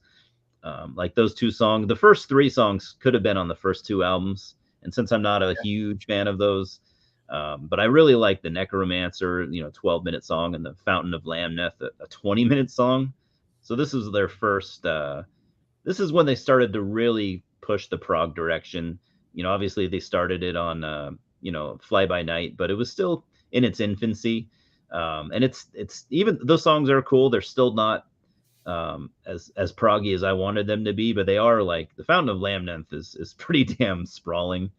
I do love it, especially. No, I like the whole thing, but yeah, this just would rank higher for me. Had it been like if you replaced the first three songs, or at least stretched the first three songs and made them more proggy. I don't know. I wish I didn't feel that way, but this album has a funny history. I love. I'm starting to remember parts on the documentary that we keep going back to. I love the part where Getty's talking about how he's like, they were friends with Kiss, and he was playing this album for Paul Stanley in the yeah, tour van or whatever, and he's like, I was just looking at Paul's face, and he's like, he was just not getting this album. yeah, And I guess a lot of people didn't. A lot of people, like a general music listening public, I guess, whatever you want to say, I guess it just was not at all well received. Like this album did not. It almost cost them their record contract. Uh, hmm The record label didn't get it at all either, which is kind of funny because like, I mean, in '75, prog was huge. Like, Yeah, I mean, that's it what was I like was. it was big. I don't Yeah. understand. Maybe because it was not a full on prog album. I don't know. I'm not sure. Yeah, I was thinking about that too, and it is weird because you. Maybe it was a marketing thing. Maybe it was because the label wanted to market them as more of a hard rock band, and Mm, maybe they're like, oh, I don't that know how we're going to market this to the hard rock fans. Yeah, that is definitely like what the label wanted them to do. They were saying Yeah, they wanted them to sound more like Bad Company or something like that. yeah. S- Straight Because ahead I hard mean, rock kind of stuff. the bigger prog bands. I mean, some of those bands were selling a lot of records, but Mm, maybe the label at the time just didn't want to take a risk on another prog band. Maybe that and I mean, and by '75, the popularity, the mainstream popularity of prog was starting to wind down. Because by the late '80s, it was done as far as the mainstream level. So I guess looking at the way that maybe labels were already at '75, maybe they were already trying to weed out the prog bands, trying to get rid of right. them, and so that's it's got to be maybe if this came out in like '72, '73, it would have been. I think maybe it would have been huge, but Yeah. Yeah, I mean Rush, as far as like prog bands go, Rush was a little later to the game than yep, the yeah, big British bands, yeah, Pink they were, Floyd, yeah, King Crimson, Yes, Genesis, ELP. All those bands were kind of they were still putting out great stuff, but they had already had like three or yeah, four or five albums under their belt at this point. yeah, and those bands were putting out like complex prog albums in like '70, '71. So Yeah, yeah, Rush were a little late, which is fine by me. Because I'm actually glad that they were still making like complex prog music and selling a lot of records in the late '80s, or not late '80s but late '70s. When and bands like into the Gentle early Giant and '80s. stuff were getting dropped. Rush were actually they were excelling as far Yeah, like they're selling records, and it's weird when you think about that. Like yeah, if Rush could do it, why couldn't these other bands? But record labels they're pretty fucking evil. They're like yeah, they'll try to force people into doing shit that they don't want to do, and yeah, it's a thing. But yeah, so that's how I feel about this album. I know I'm probably not completely in the minority of people. Some people hate this album, some people love it, and for me, I guess I guess almost sits right in the middle. right. I'd still give it an 8 out of 10 though. Nice. Uh, Number 9, I got Fly By Night. Yeah, I kind of feel the same way as you do about it. It's a little inconsistent. I mean, you got Anthem, you got By Tor and the Snow Dog. Those are like both of those songs are just amazing. Yeah, And like you were saying, if you had a full album of that type of stuff, it would be amazing. yeah, But there are some other songs on here like Best I Can, Making Memories and stuff like that are kind of they're fine for what they are, but they're not as good. I mean, that's one thing too is like maybe I'm judging some of these other songs too or more harshly because of what else is on here because the highlights are oh, I'm so sure. high. Yeah, I'm sure you are. It's hard not to, But, yeah, but I mean, like Beneath, Between, and Behind is still great too. The title track I like. Yeah, it's it's still a really solid album, and like you were saying, I'm not a guy that skips songs, so No, I'll me either. just Yeah, listen to the whole album. But yeah, it is simply for that little lack of consistency that I just don't put it on as often yeah. as the whole bunch that came right after it, I guess. And then so yeah, some people this is their favorite Rush album. So who knows? Yeah. I Yeah, give it an 8 out of 10, I would say. yeah, cool. That's a good score. Do you mind if I pop out for like 1 minute? No, not at Use all. the washroom. Yeah, no, go for it. All right.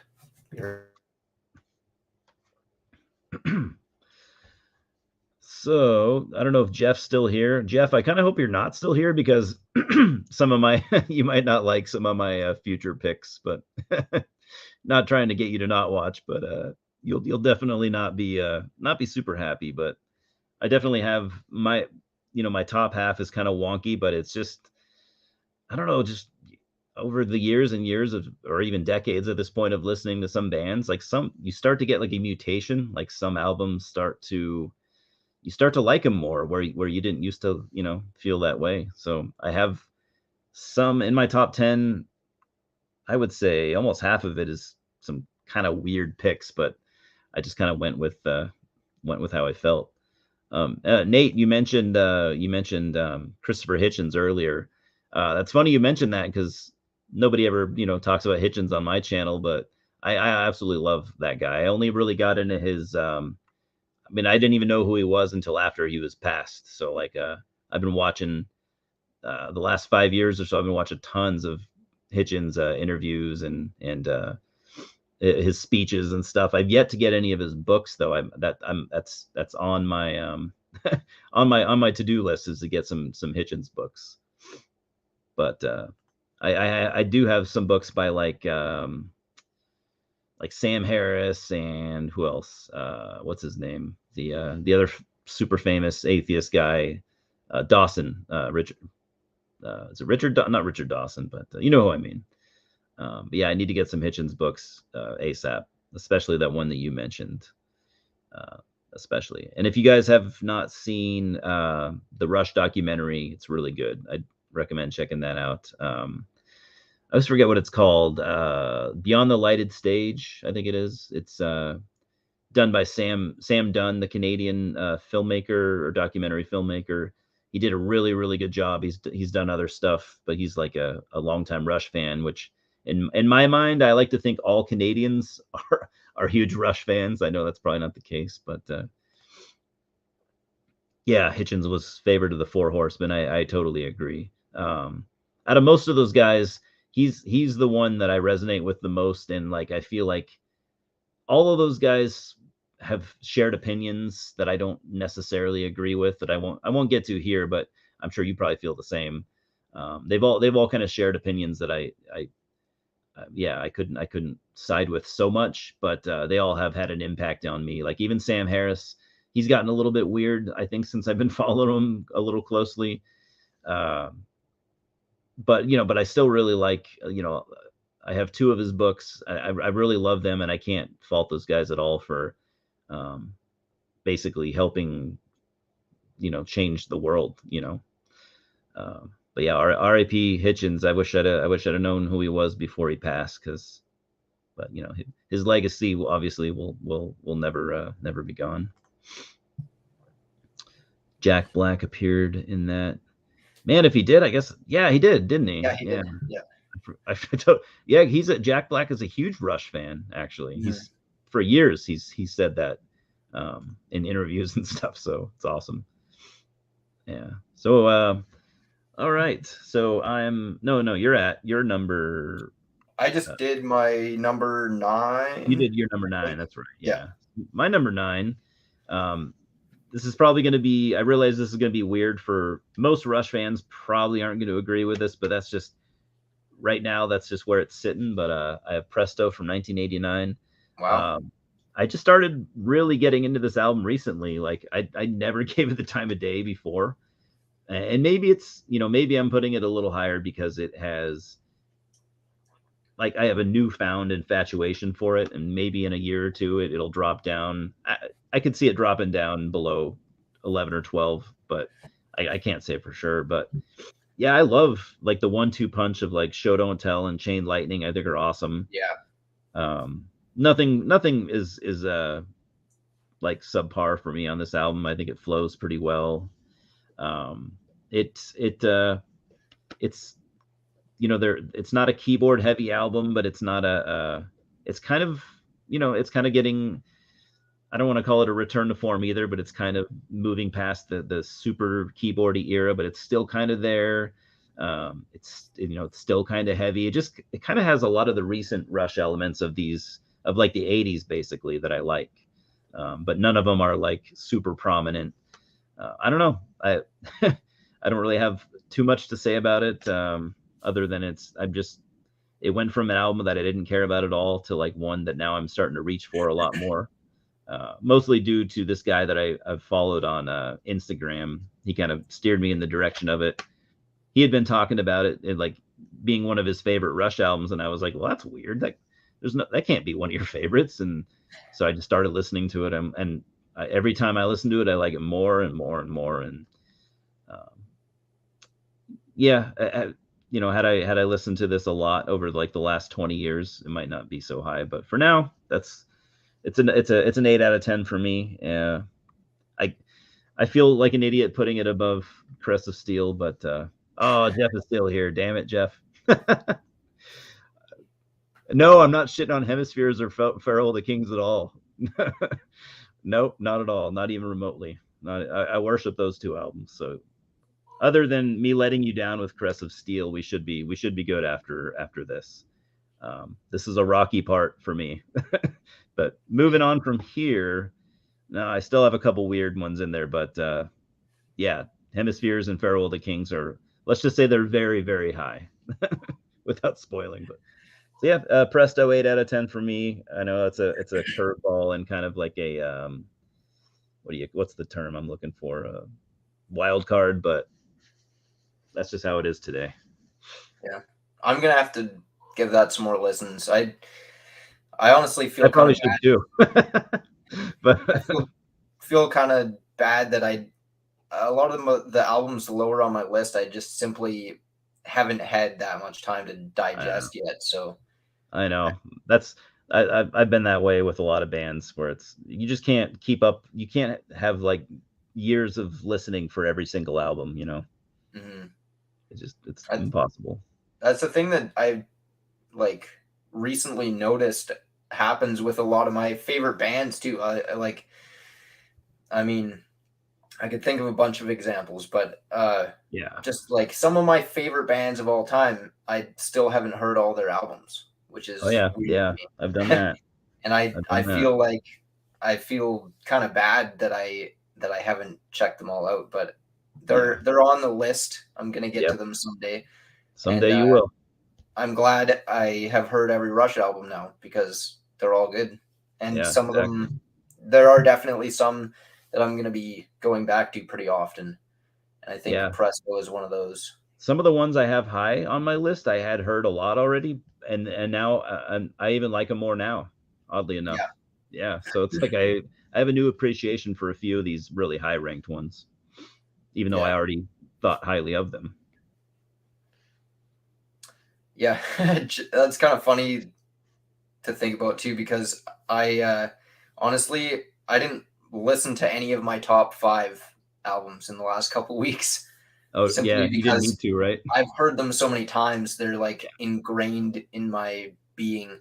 Yeah. And I wanted to get like 2 or 3 lessons at least on all the other ones that I hadn't heard and Yeah, just that's fair. hadn't had time to get to everything. Yeah. No, I Yeah, mean 19 albums, that's a lot. yeah, That's already like almost a full day of listening to mhm, music. So yeah, yeah, no, and it's like fair. the last couple days up here were pretty crazy too. We had a forest fire that was like right beside the town where I live, and we were on evacuation alert and Oh everything. And shit. yeah, so I Wait, when like was this? it started on, well, the fire started, it was some farmer. I live out in kind of the middle of nowhere, small town, but some We had some farmer. smoky days, and I was wondering if that was the fire. I never did look up where it was coming from, so I'm wondering Wow, if that was. there's a big one in Alberta right now too. But this was like 3 weeks ago. Okay, yeah, I don't know, Yeah. I'm not sure, but yeah, some farmer decided it was a good time to do a controlled burn, which Oh doesn't shit. exist when it hasn't rained for a month basically, When and it's it's been dry. like plus 25 Celsius for like the last week or so. So everything's just super dry. Yeah. And yeah, burned up the whole mountainside and stuff, Oh and shit. it was crazy. So I like loaded up my entire car the other night. They came around and like knocked on everybody's doors.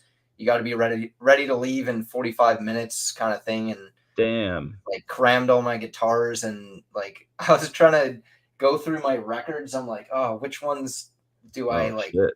Because I had just a small box. I'm like, I gotta pick which ones I want to take, and Oh it's fuck. just like crazy. So, and Well, yeah. yesterday I all mean, day you can only until put this shit in morning. boxes so fast too. What's Like that? even you can only put shit in boxes so fast, and Yeah, even if exactly. you, oh, that'd be They so weren't stressful. they weren't the one of the first things I was grabbing, but I was just like looking at them, and I mean, Yeah, it got to the point too where I was like, it doesn't really matter. It's just stuff, I know. but still, I did put a bunch of them in a box. But Yeah. anyway, so we were like on evacuation alert until like this morning and stuff too. So I was kind of, yeah, a little Okay. crazy. So I So didn't have as much time to listen to stuff as I would have liked. But I don't think. anyway, Yeah, I don't think we've gotten. I don't think we've gotten any of that smoke because we're not that far away, really.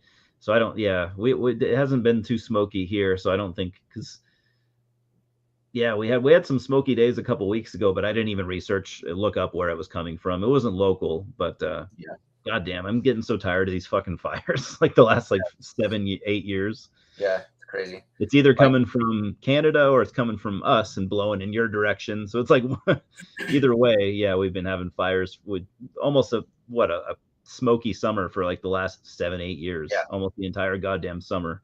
yep, It's same it's here. frustrating. I Yeah, was hoping for like, can we just get one summer where we don't have any crazy fires, where you can actually go outside and not have to worry about destroying your lungs.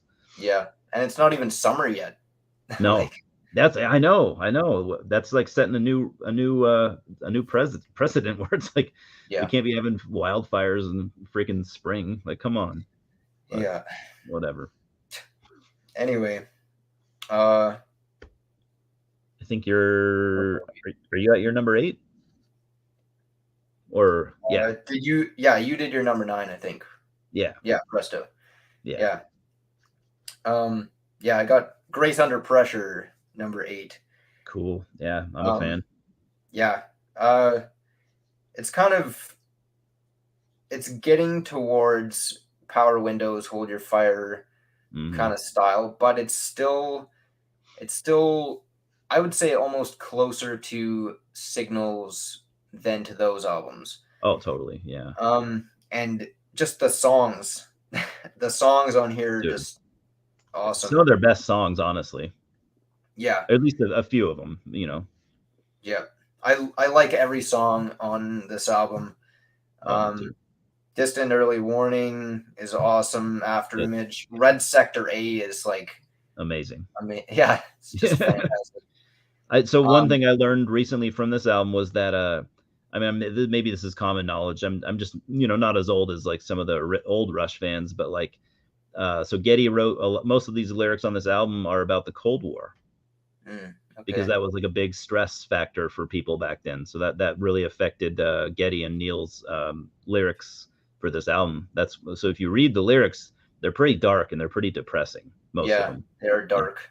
yeah, I think Red Sector A is like, uh, I, if I'm not mistaken, it's like about the Holocaust or something or yep. similar type situation. Yeah, no, Yeah, it was. His kind parents of. were, well, but yeah, his parents Yeah, were in the Getty's. Holocaust. Yeah, Yeah, yeah. which is One of fucking those songs crazy. that just gets me on a deep level, kind of Yeah. Well, crazy. yeah, because Rush usually they're not that dark. Like that's Yeah, really dark and really serious, and it doesn't get more serious or dark than that. Like no, it the does one of not. the worst thing, well, probably the worst thing that's ever happened to humanity. Yeah. Yeah. But an amazing song anyway. Um, The Enemy Within, Body Electric, Kid Gloves, Between the Wheels. I mean, yeah. I mean, every song on here is great. And Yeah, it it is flows. more keyboard driven. The guitars are pulled back a little bit compared to the earlier albums, but Yeah, I I don't agree. care. I Yeah. just I love it. So Yeah. it's a high 8 for me. maybe 8.5 almost. That's probably where I'm headed with it too. Yeah, yeah. All right. Yeah, I love that album. And again, another album that just I like more and more with the years. Mhm. And I honestly haven't listened to Signals or Grace Under Pressure as much as all the stuff before that, other than the I haven't debut. either. But yeah, so that's basically why it's lower. I mean, it could Yeah. even be higher in the next Yeah, few years or I'm whatever. thinking that for me too. That it's pretty high for me, but I think it could even go higher someday. Yeah. Um, yeah, you'll see. It's I got it fairly high. My number 8. I thought I had this on vinyl. I can't remember if I do or not. If I do, I couldn't find it, but I do have it on CD for sure. So 1986, Power Windows. Such a weird cover, but Yeah, looks like a prog album. Yeah, I mean we've talked quite a bit about this one already. It's in there, it's in their heavy keyboard era. This is probably their most keyboard driven album actually out of yeah, all. But again, I love keyboards, so for me it's not a problem. 5 or 6 years ago, I had this up way higher, and then I kind of let it sit for a while, and yeah, I'm happier now where I have it. I still think I have it a little high, but I can't help it. Um, yeah, Big Money. They would have that in their live set for a while. I don't know if they did for like all the way up until the end, but they had it in their live set for a good while. Manhattan Project also. Definitely those two. I like Mystic Rhythms. I like this whole album. I like keyboards, so yeah, it's a good easy listen for me. I think I might, depending on the day, I might swap this with Hold Your Fire for having it a higher ranked album, but for now I feel like I like it just a little more. I really like Hold Your Fire's lyrics and stuff, but I think I like the album as a whole. I like it just a little more. So yeah, that's where it's at for me. 1985. I'd give this I'd give it I think I'm gonna stick with an 8, just nice, like the last probably the last 2 or 3. Yeah, 8 out of 10 for sure. cool. Um, I got Signals for number 7. Yeah, Signals That's awesome. Signals and Grace Under Pressure are pretty Yeah, close for me, yeah, and they they're are kind pretty. of. I always think they're albums that kind of go together almost. Yeah, Like I don't know. they might almost be kind of their. I mean, they do have a few albums here and there that sound very similar to each other. Like you could say Fly By Night and well, maybe more Caressive Steel and 2112. Then you kind of Yeah, get Farewell to Kings and Hemispheres. Then you get like uh, Permanent Waves and Moving Pictures. Then you yeah, get Signals and Grace Under Pressure. They all kind yeah. of, I don't know. I feel like those kind of pair up No, I stylistically agree. in a way. Yeah, they do. Um, but this might even be the closest stylistically that two albums are for me. Um, yeah, this one just again just fantastic songs. I mean, Subdivisions is like It's great. That's I don't one of their know. best songs, I think. Yeah, I was just gonna say it might be in my top 10 Rush songs, but It's that's I amazing. don't I don't think I could make that list to be completely honest. Right. Um, and fortunately, I don't have to because I get to listen to all of them. Yeah, Um, exactly. the Analog Kid, uh, the Weapon is super good. It is. I mean, yeah, every song on this album is great too. Yeah. Really consistent. Oh yeah. Um, Little underrated in some cases. mhm, yeah, and and a lot of people even kind of complain about this album, the synths and stuff, and lack of guitar, but it's really not that far off Moving Pictures, in my opinion. No, I agree. Yeah. Although Um, I love moving pictures. For me, not much musically touches it, but I do. Yeah, I could hear that definitely. just like in terms of the sound, overall sound. Yeah. No, yeah, you're Um, right. Yeah, I could hear that. yeah, I'd give it like an 8.5 out of 10, verging on maybe even a 9. Yeah, that's probably where I'd have it as well. Yeah. It's It's an awesome album. I do think that it's kind of overshadowed a little bit by just that first song. It's so good that like Yeah, nothing else on the album is quite that good. It's still good, but I mean, if everything were of that quality, it'd be like an easy 10 out of 10. yeah, I agree. What can you do? You can't fault them for writing a song that's extra great. They wrote too good of a song. Yeah, they almost did. Yeah, cool. My number seven. This is going to be a problem for some people, but I just don't love this album as much as a lot of people do. And I've even re-listened to it lately. I'm like, maybe I'm just missing something, but I just can't put it any higher. I think I'm pretty happy with where I have it. As to where some of these I might rearrange. I don't think I'd ever put this one any higher. If anything, I might put it a little lower. So I got 2112 as my number seven. Uh, I don't want to offend anyone because I know some people they hold this in such high regard that it's almost like gospel to them. But to me, I think it's a little bit overrated. I hate using that word in general, but just kind of how I feel. I do really like the first half, but side B, I don't know. It's I have the same problem as I do with Tarkus by Emerson, Lake and Palmer. They have this amazing Yeah, side one, and then side B is like, oh, these songs are pretty cool, but it's uneven. Same problem I guess I had with Crest of Steel too. I For me, I mean, this actually Crest of Steel pretty much sits next to it. Really, I don't think it like blows that album away by any means. So I like side one, but I like parts of it more than others. But it's a very cool 20-minute track. Um, then you got Passage to Bangkok, Twilight Zones. Uh, yeah, side B is pretty good. There's nothing on here that I would like fault or remove or anything like that. But I guess just I feel like it's kind of uneven. But I don't know. I'd give it a for me. I'd give this an 8.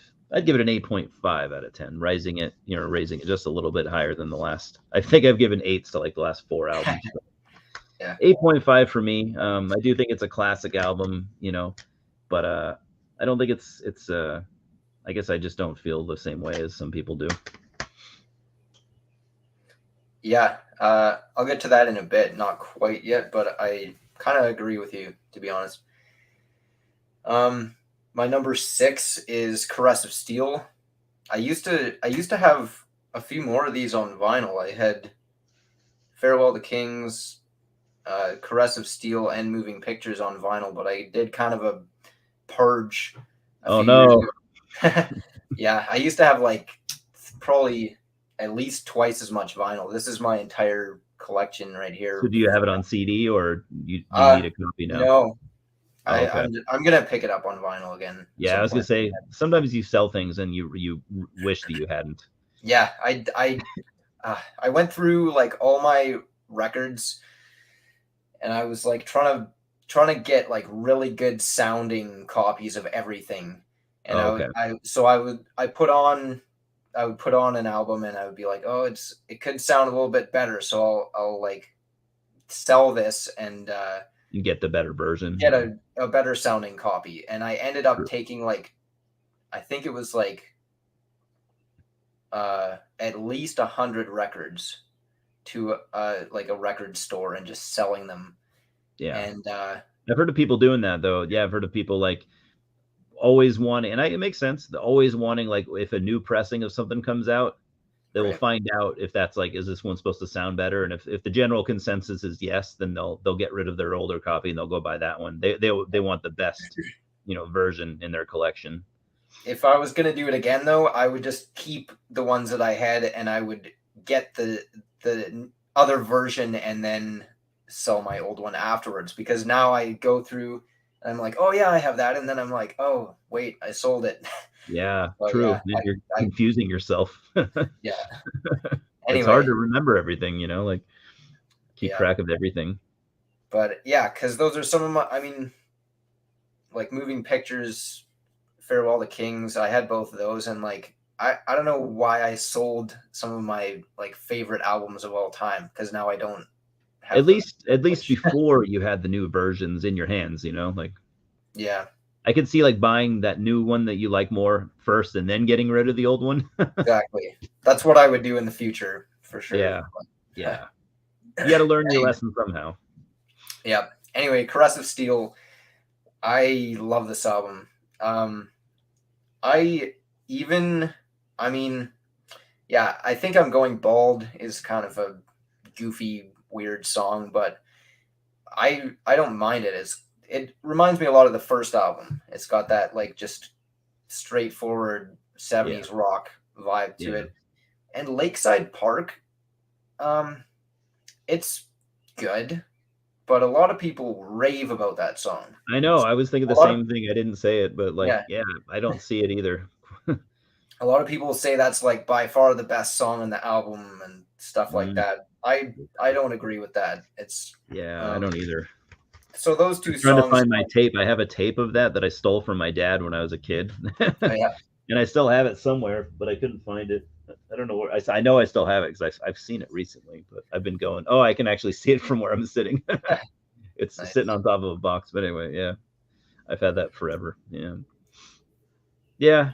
No, I was thinking the same. I don't know if I can't remember if I said it, but yeah, Lakeside Park. I definitely don't think it's a bad song at all. No, Uh, no. Bastille Day people rave about too, and I I think those are really both like good. Bastille Day. I really like Bastille Day. I like it more. Um, and yeah, the two epics are just awesome. The Necromancer, that intro part with the narration and It's that so good. that It's like riff. you're watching Lord of the Rings or something, you Yeah, know? absolutely. Well, because um, those guys were, yeah, those guys were all super into fantasy and sci-fi, and obviously, you wouldn't yeah. have to know that, but yeah, yeah, it's great. I wish that But honestly, I almost wish they'd have done that kind of thing more like fantasy narrated, epics like that. But I'm yeah, not complaining. yeah. Yeah, that song, that riff, that first riff, that clean guitar, It's awesome. just Yeah, that's like one of my favorite riffs of all time, probably. yeah, And I, I could see I, that. I actually just noticed um, a few weeks ago that I don't know if you've ever listened to Robin Trower at all. Barely. I've heard Bridge of Sighs. That's the only thing Yeah, I've heard of that's his. that's the song I was going to mention. Oh, Is okay. it's a very similar riff. I actually realized. I don't know. I can't remember when that album came out. I think it was a little earlier, but I maybe think Alex was so. listening Yeah, to that that. album's been on my on to get list because that's actually Steve Harris's from Iron Maiden. That's his favorite album of all time. Really? Okay. Yeah, I didn't know that, but I can see why. I mean, yeah, yeah, you can't go wrong with Robin Trower's first like I want to say like 6 or 7 albums are all great. If you okay, like just a lot of it's very bluesy kind of stuff, but not just like basic blues rock. It's really a lot. Every album has kind of more a mix of complex. more upbeat songs and some. My favorite ones are the slow, just slow like psychedelic kind of stuff. If you've heard Okay, Bridge of Sighs, it's like there's a lot of songs kind of in that vein, totally. which I Yeah, really like. But it's a anyway, very unique sounding album. I don't think I've really ever heard anything mhm, like it that I just could compare it to. his guitar tone and stuff is just like, Yeah, yeah, unlike anything else. yeah. Um, You could see why now that you're seeing all these bands mention him as an influence. yeah, I need to hear more. yeah, I love his stuff. But yeah, the Necromancer, that first riff is amazing, and It is. Alex just is going ballistic on this song. He does it Yeah. basically an insane solo on every section of the song. There's like 4 or 5 guitar. It's definitely Alex's it's his part of the album, I would say. Yeah, I mean everyone's doing cool stuff, but yeah, he's just going off. Like yeah. some of his cooler solos and stuff are on that. Especially that middle section where they're going fast, like and That's awesome. just like shredding like Yeah. like crazy. Yeah, I Um, love it. and the Fountain of Lamneth, a lot of people complain about this song. Say it's like it Not doesn't me. flow well or it's too long or whatever. I No, love I it. love it. Yeah. Yeah, I have no complaints about that at all, actually. there's one little section. I was listening to this album again yesterday, and even though I didn't really need to, I just wanted to. But yeah, there's one little section like towards the end of it where it kind of the one section fades out and then they just start another one, which, I mean, you could probably figure out a better way to transition, but other True. than that, it's great. Not one of my absolute favorite prog epics, Yeah. but I honestly, I would put it right beside 2112. It's like right on par for me. I think so too. Yeah, I don't see why more. It's like I feel like there's a lot of people that love 2112 and then they just think Rush and then they think of Crest of Steel as like nowhere near as good. Yeah. That I don't really get that. That's a little weird to me. Yeah. Same. There's And I actually guess the one general part. public felt that way too because I think 2112 is much more successful Yeah. commercially. Yeah, that's kind of what broke them for Yeah, that's right. some reason. I don't know why. Yeah, it doesn't really make sense, huh? Yeah. There has to be something that I'm just not getting, but that's okay. Yeah. Don't need to understand everything, I guess. No, no. There's actually one last little thing I want to mention about the Fountain of Lamneth is there's one little, I don't know which section it is. They have names, but there's a clean guitar part in there that's like really kind of ominous and dark, and it honestly reminds me of like Opeth or Oh, something. okay. I'd have Like to re-listen to that exact part, but I'm not surprised at all. I'm sure Michael was he's probably a Rush fan. I'd be I'm sure willing he to is, almost bet everything yeah. because I know he loves Uriah Heep. He loves tons of 70s prog. Yeah. So there's almost if it would be really weird for him to not be a Rush fan. It wouldn't Would really be make any absolutely. sense. Yeah. So you're probably right. There's probably some influence going on there. You're gonna have to Anyway, pinpoint that exact moment for me so I can listen to it. yeah. I'll try to find it later. Yeah, But yeah, this is like a 9 out of 10 for me. cool. Great Hell yeah. album. All right, I'm going with my number 6. This is I think the only one that I'm gonna actually swap on the fly, and I'll tell you which one I swapped it for when I get there. But it wasn't gonna be this, but I'm gonna go with Signals. I love this cover a lot. I still do. I have a buddy who he used to have a bunch of Dalmatians, so I actually have one short video that I put on my channel of them doing tricks. He's got these two little chubby Dalmatians, but I love the cover. But yeah, we've already talked about this one. I don't think I have really anything to add. Really, Subdivisions again is one of the best songs they ever made. It sets the bar so high for the album, but that's okay. Can't. I almost kind of that would have been a cool way to close the album actually. Putting a song like that at the end would have been cool, but it's also cool having it at the beginning because it just sets the tone for the rest of the album. But yeah, the Analog Kid. There's nothing on here that I don't like, especially because I'm a huge fan of moving pictures. For some people, it's not going to be a shock at all where that album sits on my list because I've talked about it a lot just in general on any different social media and stuff. But I used to have this album a little bit higher, but I dropped it. Actually, just dropped it one spot on the fly, but I'm okay with it because the one next I like just a little bit more. But this era of Rush, I really love the like 79 through like 83 or 84 Rushes. I kind of have a huge soft spot for it. So all those albums are just kind of. I don't want to say that they're like better than the mid 70s, late 70s, but I just have a soft spot for them. So. I'm going to give Signals let's see, I gave 2112 an 8.5, I think. So I feel weird giving it a higher score than that. I'm going to do another 8.5 for Signals. Yeah. Nice. I feel comfortable with that. Yeah. I also like how they did I also like how the logo, is it me or did they not repeat this? Yeah, I don't think they ever used that logo again. Did that font? I feel It's like very maybe 80s. on a live album. Oh yeah, you're right. They did. I think they used that exact font on that live album that I showed. No, it's not quite the same. That's different. That's not even close. Yeah. I don't know why I thought that, but yeah, I guess. I mean, they never you could really probably tell like it was done with a marker, like a fat marker. Yeah. You know what? I mean, now that I'm looking at the album covers, they never really had a logo. I'm pretty I sure know. they used a Well, different because font on every single album. they're famous for using the early logo, right? That's the one that Yeah, you see, but they didn't really use that for very long, you know? no, actually, yeah, I'm looking at all the albums. Yeah. Every single one has a different font or Yeah. logo. Here's probably It's the kind of worst cool. one. This is the worst one. Yeah, that's That just one's like terrible.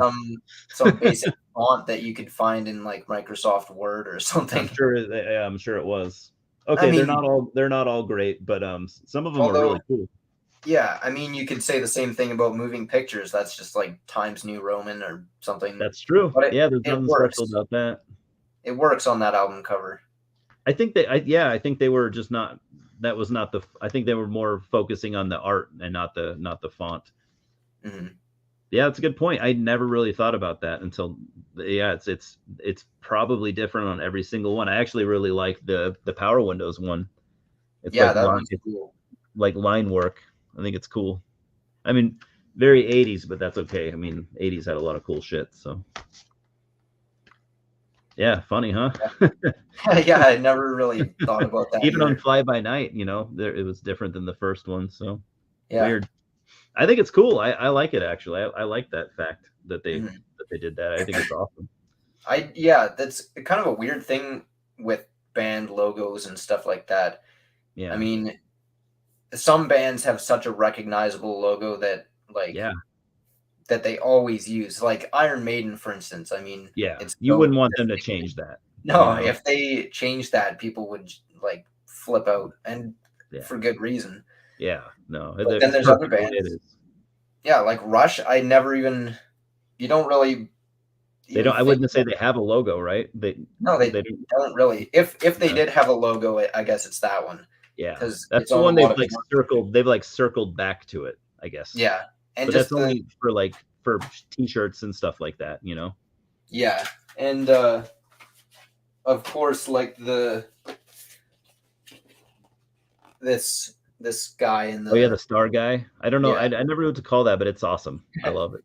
that's on a lot of their merch and stuff too. That's Yeah. kind of their No, yeah, go-to. that's to me that's super iconic. Yeah, but yeah, interesting that they didn't really have a logo. It's Or is it more interesting that we just now figured it out? yeah, both. I'm sure we both noticed. We had to. We're not blind, but Yeah, I guess my eyes never focused on it. I'd say that's the way to do it too. Either Yeah. have a logo the entire time or switch it every album. Yeah, Actually, another I love it. thing, I just saw this. I looked at the screen and I saw this in the background. I think Voivod was like that too. They had Yeah. basically a different. I Oh yeah. think Killing Technology and Dimension Hatros have like the same logo, but other than that, it's different on I pretty wonder much if they every got that album. idea from Rush. Maybe I'm I really sure. like the not to waste too much time on it, but I really like the Vapor Trails one too. Yeah, that one's cool. Yeah, Yeah. it kind of looks like the fireball or whatever on the cover Yeah. there. Yeah. But yeah, Cool album I would covers say in general.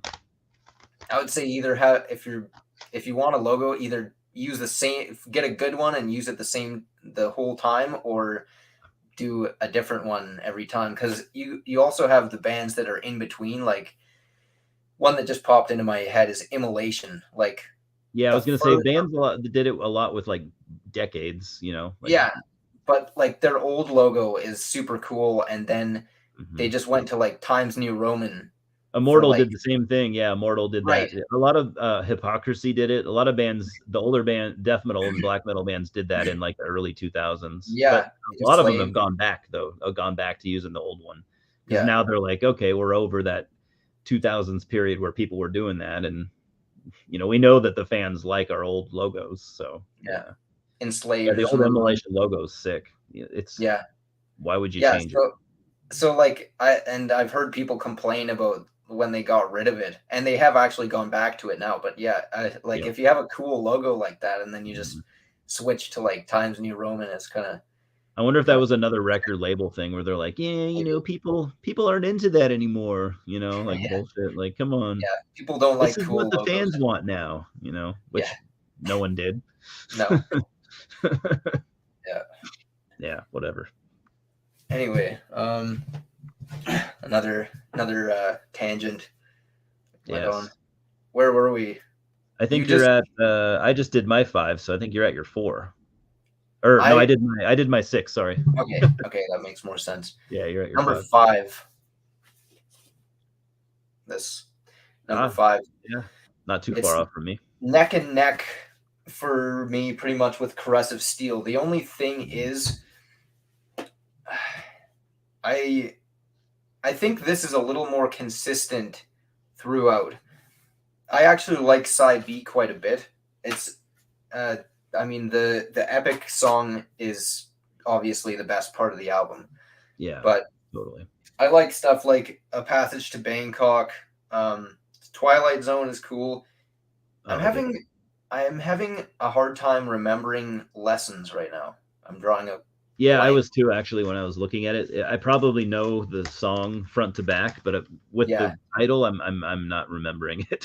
I'd recognize it as soon as I heard it, but I it That's the must only not thing be. on here that I'm struggling with too. Yeah, because I remember Tears as well. It's like the acoustic soft one, The sad and then song, yeah. yeah, I Something like for it. Nothing is awesome too. Yeah. So it's just a little bit like um I like the shorter songs on here better than some of the shorter songs on Caressive Steel. That's basically why it's one place higher. I But probably do too. You know what I realized recently though, only like a couple weeks ago, is I think I'm Going Bald is a pretty fun song. Like yeah, I used to not like it, maybe just because it's too quirky, but it's pretty fun. yeah, it is. A lot of people kind of crap on that one too, but Yeah. yeah, I don't mind it. Yeah. It's fun. Sorry. Sidetrack you a little bit. No worries. Yeah, 2112 is another 9 out of 10 for me. Yeah. I can't argue with that. I mean, I know so many people that just like worship that album, and it's yeah, it's I can't challenge them on that. No. So, all right, so my number 5. This is like I said, this is the other album that I swapped. I basically swapped my 5 and 6. So because I had to put this just a little bit higher. So number 5 is going to be Brace Under Pressure, because I realized as we were talking, I do like this album a little bit more than Signals. Signals has that first song that's so amazing, but I Yeah. think this album's way better just song by song. Um, this is another one that I wouldn't say I've recently got into this, but the last like 12 years, I think. I don't think I had it before that. Um, oh wow, I'm sure I've seen this before, but Getty's mullet is kind of scary. Yeah. But this was '84, so that's what people were doing. Yeah, this album is amazing. It again, uh, I already mentioned the lyrics. The lyrics are very intense on this album. Mhm. I guess I've heard people say that this album is a darker album. I don't think it really, like, sound wise. I don't think it's super dark. I think it's just a lyrical matter that's serious and dark. I don't know. Do you think it's a dark, like, musically? Do you think this is a darker album, or maybe No, not moodier? really. Yeah, it's I mean, still. I mean, Rush were almost never a moody or dark sounding band. They may be heavy, but they were always still pretty positive sounding. They have like they're not an oppressive sounding band. yeah, they Like have they have sections for sure. They sections. have Yeah, like dark, moody, heavy sections, but yeah. They'd usually always it's circle back. yeah, they always have like they come back around to the major key by the end of before the end of the song. Yeah, I don't think they really I mean, the only one that I can think of honestly is Red Sector A, which yeah. And that does would make not sound sense. positive Yeah, at any point really, just yeah. in a musical sense. That's true, and that would be fitting. Yeah. Subdivisions is a very like moody sounding song. Um, but Hmm. yeah, Yeah. that's probably one of their more downbeat kind of moody sounding songs. But yeah, I don't really get the darkness here. Other again, the lyrics are really super heavy and yeah, and serious. But yeah, this edges out just barely, though. This edges out Signals for me. So I would give this a let's see. if I'm giving Signals, I think I give Signals an 8.5. I don't know if I'd give this. Yeah, I'm gonna give it a. I don't usually do like in betweens, like 8.75, or I think that gets too picky. But I guess 8.5 or 9. I'm kind of torn on that, because if I'm giving it an 8.5, but I'm ranking higher than Signals, I guess I gave like 4 albums in a row an 8. Yeah, I'll do an 8.5. I just like it just barely more than Signals, but I do like it more. So, but it's still an 8.5 to me. Oh yeah, Nate, I was thinking that too. Nate's talking about yeah. Witch, Good and point. that is one of my favorite Rush moments or songs of all time. Yeah. It would have been interesting to hear them do more stuff like that, but that's just not who Rush are, I don't think. No. So yeah, Grace Under Pressure, definitely comfortable with that being my number 5. Glad I swapped it at the last minute. Yeah, I did that honestly with a couple of my lower down ones. Did you? Yeah. Like, yeah, I don't know. It's easy to do. I listened to a few of those albums again since I wrote my list too, and then I was like, yeah, and I mean, this is such a hard catalog to rank. I mean, it's like splitting hairs trying to figure out which one's better than the next. I know. Some of them I'm way comfortable with, and then some of them I'm not super comfortable with where they're sitting. But yeah, but what can you do? Fortunately, we live in a world where we don't have to choose. We can listen to whichever one we want, which is exactly. Awesome. Next week I might go listen to Test for Echo. You know, I might, just because I want to.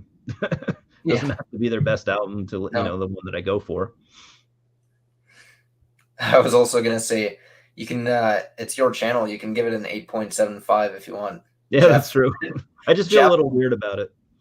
Jeff will do stuff like 9.83 out of 10, or like. I don't know how people do that with like people that do reviews a lot, like say on Metal Archives, and they'll give an album an 81 out of 100. Like, what does an 81 mean? Where's that 1% coming from? Yeah, maybe there's some kind of mathematical equation that they're doing. I'm not sure. Yeah, it's hard to say it. I kind of like, if I'm gonna rate stuff, I would go like 0.5s out of 10, because I use, like I mentioned Rate Your Music earlier. I use that website a lot, but they only have a 5-star rating, and it's like 0.5s within that, so it's like hard to, I don't know. No, that is harder because it's so much more condensed. You have to condense your numbers. Yeah, no, I understand. The increments are bigger. Yeah. Anyway, it's all just a number anyway. True. It's true. Subjective. The number part is the least important out of everything that we're doing. Exactly. It's more just an excuse to talk about all this great music. Yeah, exactly. So speaking of great music, number 4, Permanent Waves. That's also my number 4. I'll just say it now. I don't have it. But I got it. I will be getting it at some point. Surprise, another new logo. Yeah. This time they got like this cool. I like how they did the Permanent Waves. It's like you can't see it, but it's like the what do you call the EKG machine that they use in the hospital. That is cool. Yeah, I like it. Yeah, I mean, just almost a perfect album, basically. Yeah. I mean, a couple of the songs here, like Entre Nous and Different Strings, are not as good as the other stuff on the album, in my opinion, but they're still. I would agree. I would agree, actually, because those other songs are so good that it's hard to stack up. Exactly. Yeah, I mean, I'm with you there. The Spirit of Radio is just a classic. That weird little like reggae section that they throw in there too is just like so unexpected, but it works though perfectly. Yeah, it works. Well, you could tell they loved reggae. They had been dabbling, since like Moving Pictures. Yeah, and that's kind of the Police did a little bit of that too. Mm-hmm. Oh, and they Rush mentioned that they were Police fans too. So exactly, maybe they were more Police fans than reggae. Hard to say, but I know they were Police fans because they have said numerous times. I like Police too, actually. Yeah, yeah, they're great. I need to listen to more of their stuff. Actually, I've only heard. I think Synchronicity is the only full album I've heard. But Well, I I mean, think they only have 5 albums, so you don't have too much.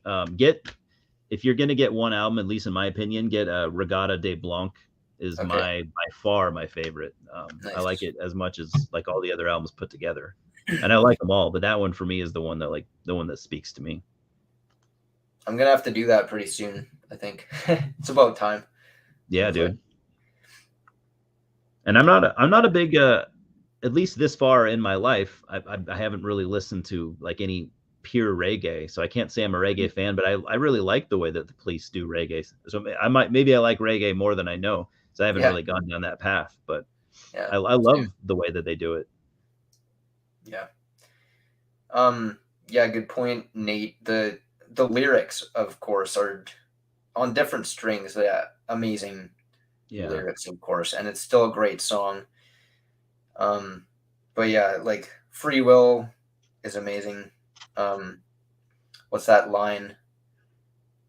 Yeah, if you choose not to decide, you still have made a choice. It's yeah, like I remember hearing that, and I'm like, wait, what? Got me a little yeah. bit. Neil's done that to me a number of times where I have to sit and think. I'm like, oh, you're right. Yeah, That's another. That's what Free Will's another like live set staple too that they've yeah. used for years. Hmm. Another thing, while we're on the topic of Neil's lyrics, is just, I mean, he was obviously such an intelligent guy, and just Yeah. like just a real intellectual kind of Yep. deep thinker. Yep. And but he never had the ego. He never thought Mm. he never acted like he was smarter than other people. No, He and had the in fact, whole he didn't even like doing interviews. He would always like he was known as being like a recluse.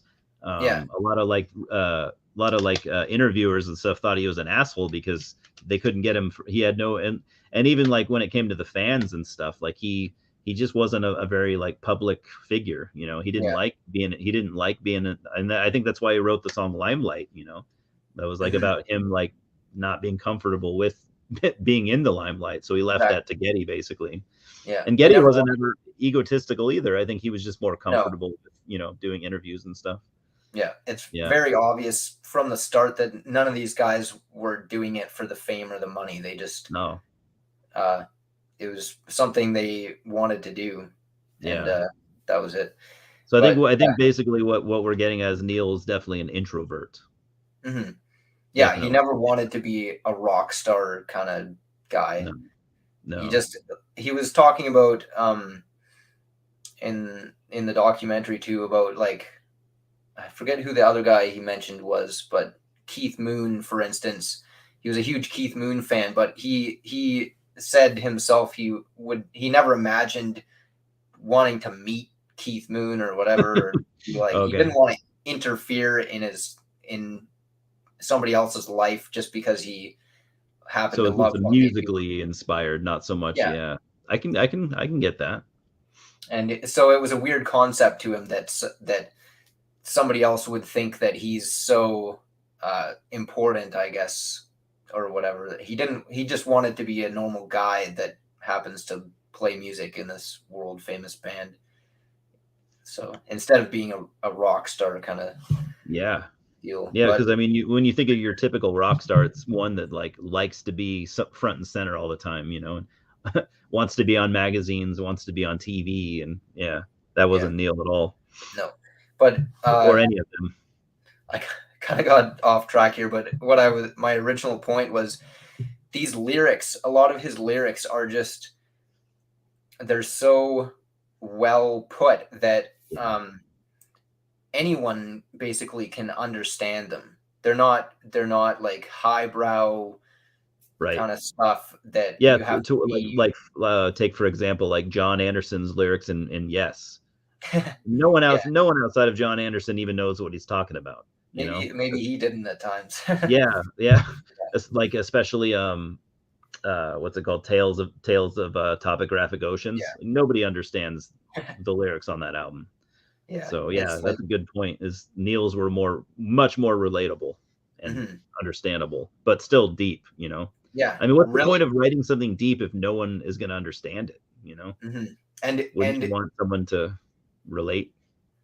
yeah, and a lot of the lyrics too are just, I think there's stuff that pretty much anybody can relate to, because Yeah, they're just such a pure essence kind of the human experience, and just stuff. They're about things that everybody goes through, and yeah, things that everybody feels, and that kind of that's a thing. good So point. it's Yeah, it's really just relatable, and that's one of the things. I'm not a big lyrics guy.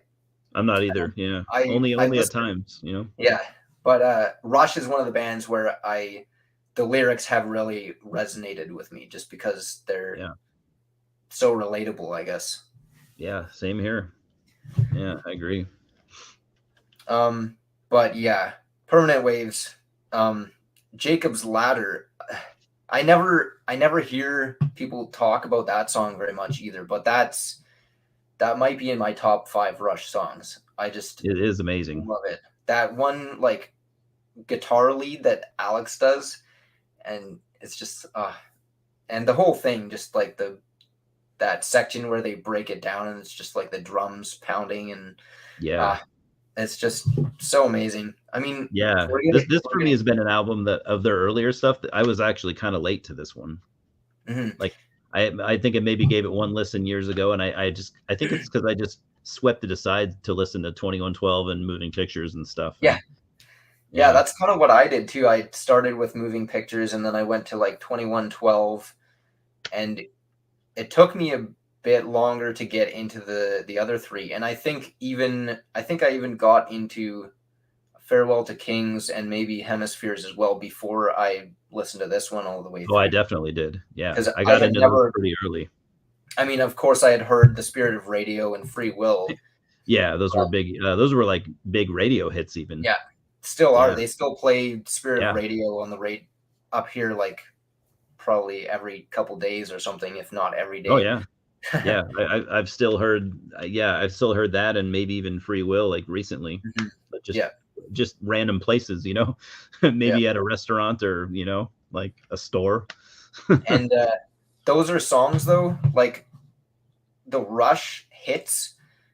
There's hits out there that I've heard 1,000 times that I Yeah, never need to hear again, even if I yeah, love the song to begin with. These ones, I still love them, yeah. and I will never shut it off if it's on the I'm radio. that way with Rush is one of the rare bands with the big hits where like I'm still not tired of Tom Sawyer. I know people No, are. You never might mind. be. No, okay. I know No, I've heard diehard Rush fans say like I never need to hear Tom Sawyer again. I get that. I'm kind of that. To me it's I feel that way about Iron Man with Black Sabbath right. and Yeah. but yeah, to me with Rush, the hits, I'm just not sick of what I still don't skip them when I play the album. Not only do I No. not skip them, I'm still like, yeah, Yeah. Same Absolutely. with Limelight, Yeah. I mean, honestly, I could say the same thing, that I don't need to hear it ever again, because I right? Yeah, you don't need know it to. by heart, but Yeah, I'll still listen to it a because lot, a lot you more could just times. play it in your head from Yeah, start pretty to much. finish. Yeah, Um, but yeah, Jacob's Ladder and Natural Science too is just amazing. Uh, those two songs are, and yeah, I had never heard those songs before I listened to the full album, because you yeah. just don't hear them, and they didn't really play those on tour a whole lot, from what I have heard. Not that I've noticed. Yeah, Um, yeah, but just amazing. We're getting into the zone too, where like yeah, it's we hard to are. it's hard to even say things about these songs. You just It's have to, overwhelming yeah. or It's it's stuff that you intimidating. just need to hear. Yep, You yep, can't absolutely. explain it with words. No, Um, no, you can't. anyway, 9.5 out of 10, Yep, that's almost exactly perfect. where I was headed. Was a 9.5. I really like on the inside of the CD how they did the star guy, but Oh yeah, it's a painting. I like the my painting version. I wonder if all these remasters ones, Oh, or do they all some, have that? well, I don't know, but my, like, He might be under all of them. this Oh, is the yeah, he is. debut, and Yeah, it's got that too. Okay. yeah. I didn't really think about that. I like it though. Cool. Moving Pictures doesn't. This is the Moving Pictures one. Okay. Yeah, I've seen that before come up at other places. I like that fingerprint of all the guys. And I also like on the inside, I like the picture of the band where they're in the studio. Well, it's hard to see on camera, but you got Neil and then you got Geddy kind of sitting in front of the controls. And it's just cool picture. Yeah. Cool. Yeah, I'm going 9.5 out of this too. I don't really have anything to add other than like I'm gonna need to re-listen to track 4 and 5 also, because I feel like maybe I don't want to say that there's a reason why I don't remember those. It might just be because the other songs are so good and they pushed it out of my brain. But I'm gonna need to re-listen to those just to remember them. But I'm assuming they're probably pretty awesome. They're just more like mellow, laid back kind of songs. Just there's nothing wrong with being less memorable, you know. Sometimes it happens. Yeah. And when you've got songs on there like Spirit of Radio, Free Will, Jacob's Ladder, and Natural Science, I mean, oh yeah, you set the bar like up here. So yeah, and for me, there's nothing wrong with like having songs that are less memorable, you know, like and there might be people out there that are like, oh, Different Strings is my favorite Rush song, you know, or my favorite song on the album, you know. I guarantee there's someone out there that feels that way because we all hear things differently. So yeah, Nate just said Natural Science might be my favorite Rush song. I would never be able to argue that. That's I mean, it's realistically, it's kind of like what I would call like the centerpiece of the album. It's over 9 minutes long. So it's clearly they were trying to make a statement with it, you know, compared to the rest of the songs. So yeah, no, I think it was an intentionally, they knew it was going to be something that was going to blow some people away. No doubt and that. That's that song, that one riff in there. That's like it's fucking absolute awesome. Like technical metal riff, basically. Yeah, that might be actually like that kind of riffing from Alex that you just brought up from like 79 to like 80, I don't know, 80, 81. That's like my favorite sound that from Alex. That sound, because and that's like his signature, or one of his signature things. You know, no one else has that guitar sound. So that's like, no. And not being a musician, I just know that like I like the way it sounds, but that is one of my favorite like guitar sounds ever. And he's got a few of my favorite guitar sounds ever, but that one right there is one of my favorites. Like dissonant, like heavy. I don't know. You probably call it heavy metal, technical metal riffing, is what you said. Yeah, I love it. So yeah, since we both had the same number, I'm giving that a 9.5 all the way. I was gonna give it a 10, but I'm gonna save that for a couple others. So it's cool. I'm comfortable with that for now. Yeah. So I totally forgot I had Signals on vinyl. Oh, cool. Nice. I need to I want to make a poster out of that. I think that'd be cool. Yeah. They did have some pretty cool album covers at times too. Not all of them, but I was going to mention the Permanent Waves one is crazy. It's like a 1950s like nuclear fallout or something. I'm sure you've looked at it before. Or it's I can't remember. I have a feeling it's like Hypnosis. Oh, maybe. I bet it is. It looks like Hypnosis to me. No, it's not. I know they've used Hypnosis before. I think they've used Hypnosis. Definitely Hemispheres. And I'm just guessing too. Definitely, probably Hemispheres. No, it's actually pretty much one guy that did a bunch of them. Hugh Syme. Oh, okay. Shit. Who is Canadian? He did Caressive Steel, 2112. Okay. He actually played keyboards on 2112 as well, and played piano on Permanent Waves. Wow. He did the cover for 2112, All the World's a Stage, Hemispheres, Permanent Waves, Moving Pictures, Exit Stage Left, Signals, Grace Under Pressure, and Power Windows, and Hold Your Fire. What's funny about those is like a lot of those don't look like they're done by the same person, so that's pretty cool.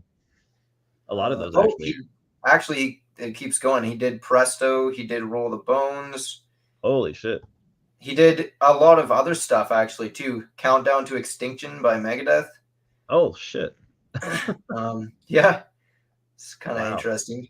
He did some Do you know the band Max Webster? Yeah. Yeah, I'm he not did. super familiar, but I've heard the name. I've heard one Max Webster album. So that's another band I've been meaning to get more into.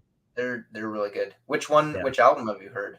I have to check. I think it was definitely early, probably the first or second. Okay. Yeah, they were buddies with Rush too. Yeah, they were. Actually, That's have a how I got into song. them, is because I heard them being. I'm like, who the hell is this? Yeah, I didn't check them out for a long time because I mean, I don't know. It's a weird band name. It didn't It really is. what I'm make pretty me sure they want to used check it Max out. Webster as their opening band for like numerous Yeah, tours. yeah. Um, but yeah, he did a couple of their covers. Um, Oh shit, they were on their the Rush's record label too. yeah.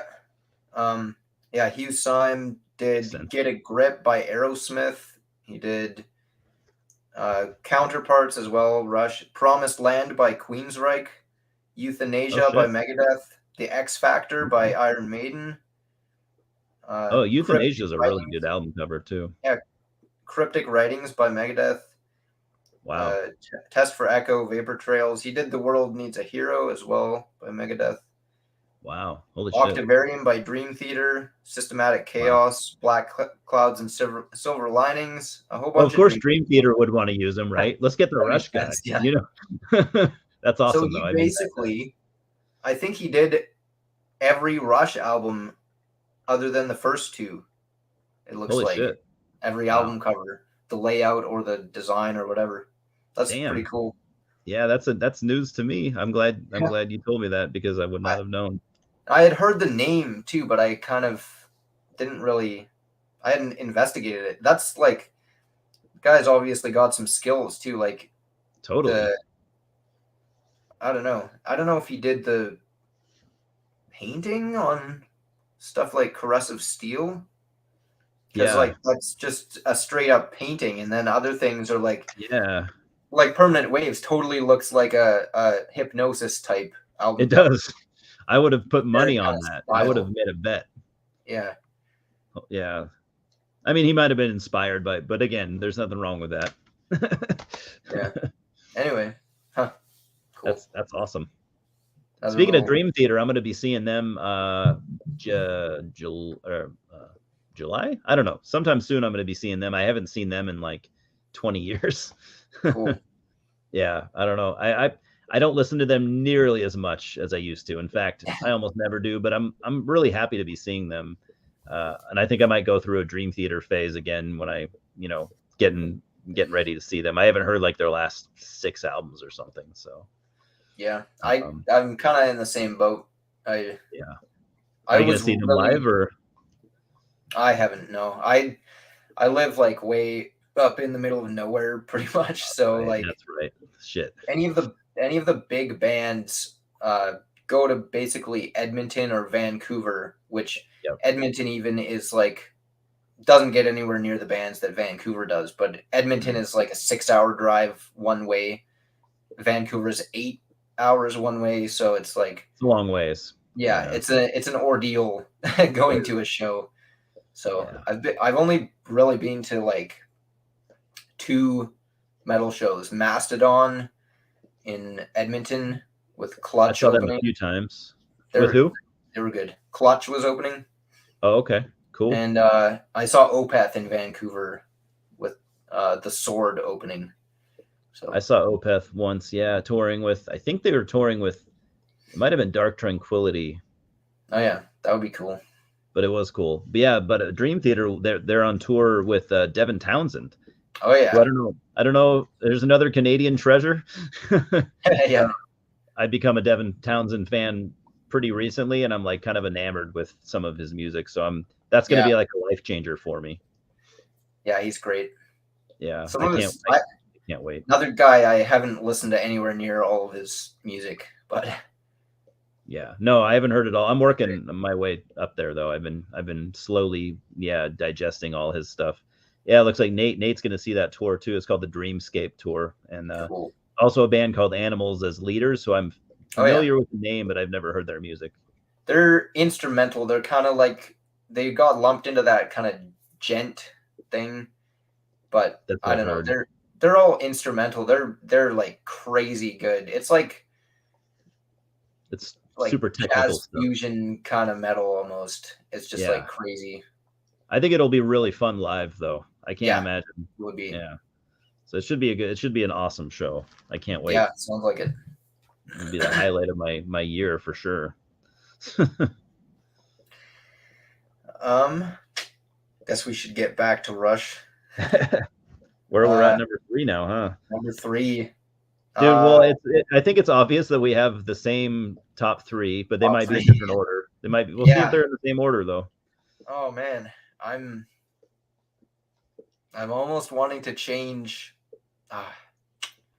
You can switch my 2 and 3, but I don't know if I can. They're basically both number 2, to be honest. But I'm gonna go Hemispheres, I guess, number 3. But was that gonna be your number 2? No, I've got it as my number 3. But I'll not ask. I'm gonna leave it where it is for now. Yeah. Okay, but number 3, Hemispheres. It could be number 2. It could be number 1 almost. But that's true. It could be. It's just amazing. The epic, what is it, 18 minutes or whatever. The Cygnus X1. Nice. What's that? So the weird album cover, of course. It is weird. The brain. Yeah. Yeah. Yeah. I mean, Cygnus X1 book 2 is just like 18 minutes. Some people kind of say it's boring, and it's not the most exciting epic. I mean, if you compare it to like, say, Close to the Edge or something like that. Yeah, true. It doesn't have as much going on. It's more methodical, and it evolves more slowly. There's no there aren't parts so much where it just catches you off guard and it like explosive. Jumps. Yeah, exactly. It's more paced out, and it's amazing still. Yeah, I'd agree with that. I love it. Yeah, me too. And I love listening to like Farewell to Kings and then Hemispheres as well in a row, because you got both of the Cygnus X1 tracks. That's true. Those two go together definitely really well. Yeah, I don't know, just this period of Rush too, like you were saying, there's nothing that sounds like this before or after or anything. No. Other than not even other bands. No. Like I can't even think of a copycat band really. Every now and then I've heard a Rush riff or something, but like Dream Theater's got a couple Rush sections, but nobody's ever like tried to sound like Rush completely. No. And just the entire package here, like if you think of this, like the Hemispheres album, the guitar tone, the drumming, the crazy lead bass, Geddy's vocals, and the synths are starting to creep in here and stuff, and I don't know, and the production as well. It's just and the lyrics, the storytelling, the fantasy kind of sci-fi stuff. It's just like it all works together so well to just deliver. Oh yeah. It just, I don't know. It's hard to describe, but it's just such a cohesive package.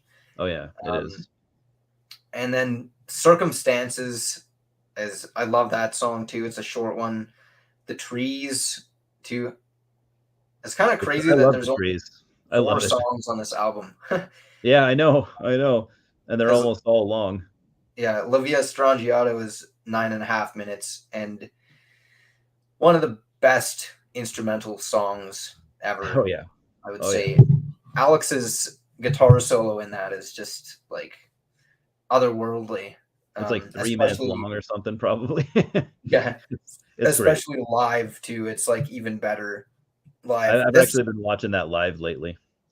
Yeah, it's just crazy. And they it's kind of interesting that they were able to play it live, because this song was notoriously difficult to lay down. Like they wanted to do it in one take, and they just couldn't lay it down in the studio, and they had to do it piece it together in They've three said that parts. this album almost ended their career because they Yeah, said they had so much stress with it, they almost didn't want to make another album after this. yeah, They were so and burnt out, they decided to not make another album like that. and they never That was did. that dense. They Yeah, kind of pulled some things back a little bit in terms yeah. of complexity, but They had not to a if they wanted to, whole I lot. guess, if be a band in the long run. I guess that's something they had to do. Yeah, They would have burnt out. Yeah. What would have happened, I think, is they would have burnt out and they would have started giving us albums that were maybe not super inspired. If they thought that, oh, we have to do this every time now. Like, yeah. yeah, it's And probably a good thing they didn't. up to this point too, like they were getting a little more complex each album, and Oh this was yeah. kind of the peak in Oh terms yeah. of complexity. Oh yeah. And It it is. kind of, I guess that makes sense too with the gap, the huge 2 year gap before Yeah. moving waves. It was their longest gap at the time, right? Or Yeah, yeah. yeah, because like I was just looking at that yesterday too.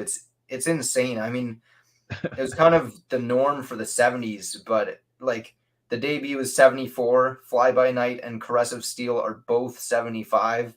Yeah. 2112 is 76, Farewell to Kings is 77, Hemispheres is 78, and they Yeah. were touring as well. I Like know.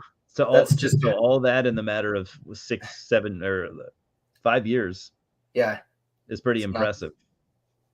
yeah, 5 years with 6 albums or whatever and touring and yeah, yeah, and not just albums either. insane. Like they weren't just writing albums. They were actually writing great albums.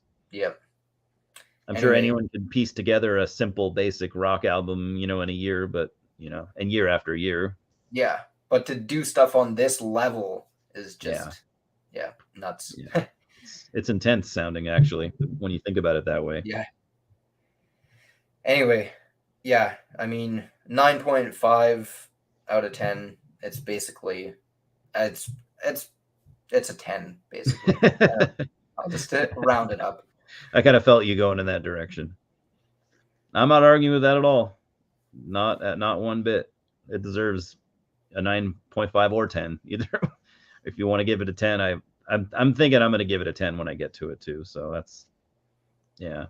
And Nate, I don't know if I'm going to go to that Atheist tour. I think it's playing in Portland and Seattle, which Seattle is only about 6 hours, 5.5, 6 hours, but it still makes it difficult to get to. I really want to. Atheists are one of my favorite bands, so I'd love to see them. I saw Cynic one time and they were awesome. So we'll see. No plans to see that tour yet, but I hope that I'm still kind of hoping for that one. Yeah, I gotta see Atheists for sure. Have I seen the Rush tribute with Mike Portnoy, Paul Gilbert, Sean Malone? No, but that sounds awesome. Yeah, that does. I was gonna see a couple years back. I was gonna see Primus play that Farewell to Kings tour. Right. I liked Primus when I was a teenager. I don't ever listen to them anymore, but I heard it was a really fun thing to see. I mean, they played the whole album. Yeah, Crazy. that's crazy. I heard about that too. I was like almost wanted to get a ticket, but it was only in the States, I think. I would have had to get my passport and all that. Yeah, I don't kind have of a passport either. I forget that was like I forget when that was. I think it did. It was like right after the pandemic. It was like after things started to open up. Yeah, I think it was planned for the pandemic or during. I think it was supposed to happen in like 2020, or it had to get postponed. Yeah, something like so that. probably 2021. I think it was. It might have been 2022 actually too. All right, so number 3, right? Yeah. So number 3, I got. Like you said, this is where it's getting hard, but that's okay. My number 1 was set in stone from the beginning, but the top 5 or 6 were pretty tough, especially 2 and 3. 2, 3, and 4 were tough. But I got Farewell to Kings from 1977. I mean, this one's definitely doing battle with Hemispheres, but I had to put them in their place. At any given moment, this could be number 2 instead of well, I guess I just gave away my number 2, but yeah, this album is another one that I didn't listen to as much early on. I was always listening to like Moving Pictures, and for some reason, I was always listening to Crest of Steel and Hemispheres a lot too. For some reason, I kind of overlooked this one, like when I was a kid. Another kind of like almost like apocalyptic type cover art too, kind of like Permanent Waves, where things are just like wrecked. Yeah, Xanadu. I definitely like Xanadu and Cygnus X1 are my songs from this album. There's nothing even remotely subpar, of course, though. I even love like my least favorite, probably Cinderella Man, but it's still a pretty great song, you know? Yeah. You ever notice that part, that vocal part where it sounds like Getty's trying to sound like Elton John? Did you ever pick that up? I didn't notice. No. Yeah, it's so Elton John that there's no way that could be an accident. But maybe Getty loves Elton John. I like some Elton John songs. Closer to the Heart is one that they would play. That would be on their live set too, wouldn't it? That was a staple. Yeah. That's kind of like their pop song. It's like the pop song for this album. It's the short. It's not even 3 minutes long. It's not super complex, but it's still a cool song. But yeah, Xanadu, Cygnus, and even the first song, Farewell to Kings, for me are kind of all I really need, but everything else is awesome too. Everything else kind of ties it together. Yeah. I forgot to mention it before, but what was that 80s live album? A Show of Hands, it's called? Show of Hands, yeah. Yeah, the only 70s song on there, I looked it up. The only 70s song was Closer to the Heart. Oh, right at the very end. I was just talking about it, huh? That's kind of a weird one to choose, isn't it? But it was a hit, I guess so. So this is weird. They closed the show with it, and they played it. It's for some reason twice as long. So I'm assuming they added a bunch of shit to it. Because on album it's 2:53, and on this live album it's 4:53. So they added 2 minutes of. They must have added solo, some instrumental stuff, stretch it out. Unless it's just like applause afterwards. That could be, since it's the last album. Do that. Yeah, that's true. With live albums, they always include the noise and stuff as the run length. So you're probably right. There might be some banter and stuff, and yeah. But yeah, Farewell to Kings. I'm giving this. I'm gonna give this a 10 out of 10 because I just can't. I can't give it any less. Giving it a 9.5 would just seem like I'm trying to pick on it, and I'm not at all. So that's getting a 10 for me. Yeah, I would say Hemispheres is I should have just called it a 10. Yeah, and honestly, okay. Hemispheres and Farewell to Kings. Farewell to Kings, I have at number 2. Yeah. But I mean, they could be swapped any day. They're basically neck and neck. Exactly. I mean, I was struggling with that one, but that's okay. That was like the hardest two to kind of rank for me, probably. Same here. But yeah, even the title track is amazing. Xanadu is just like insanely good. It's awesome. Like just the whole atmosphere that they build in the beginning with the guitar little volume swells and stuff, and the chimes and all that stuff. That's when Rush to me is my favorite, is when they're like pushing, the 8-minute mark, like the long Rush. Honestly, I wish they did it a little bit more often. That's my only complaint about Rush. That's my single complaint. I wish they had more 10-minute songs, or 10+ minute songs. But how many do they have? I guess like Natural Science is almost 10 minutes, but it doesn't quite break that. So it's pretty close. And By Tor and the Snow Dog is like 8 minutes. Yeah. But I guess I would say even 8-minute songs, I guess 8 to 10 or longer is is something I wish they did more of, but it's okay. Yeah. And there's actually a lot of them, but there's no such thing as too many long Rush songs. We could have like I'd be fine with that. Even on like Signals, I wish they had one more longer song on Signal. Actually, Signals, nothing's that long. Maybe I was thinking of Grace Under Pressure. No, not that long either. But I don't know. I mean, that's a minor complaint because I don't have many complaints about Rush. Now that you mention that, Signals is the first album since the debut where they don't have anything over like 8 minutes. Yeah.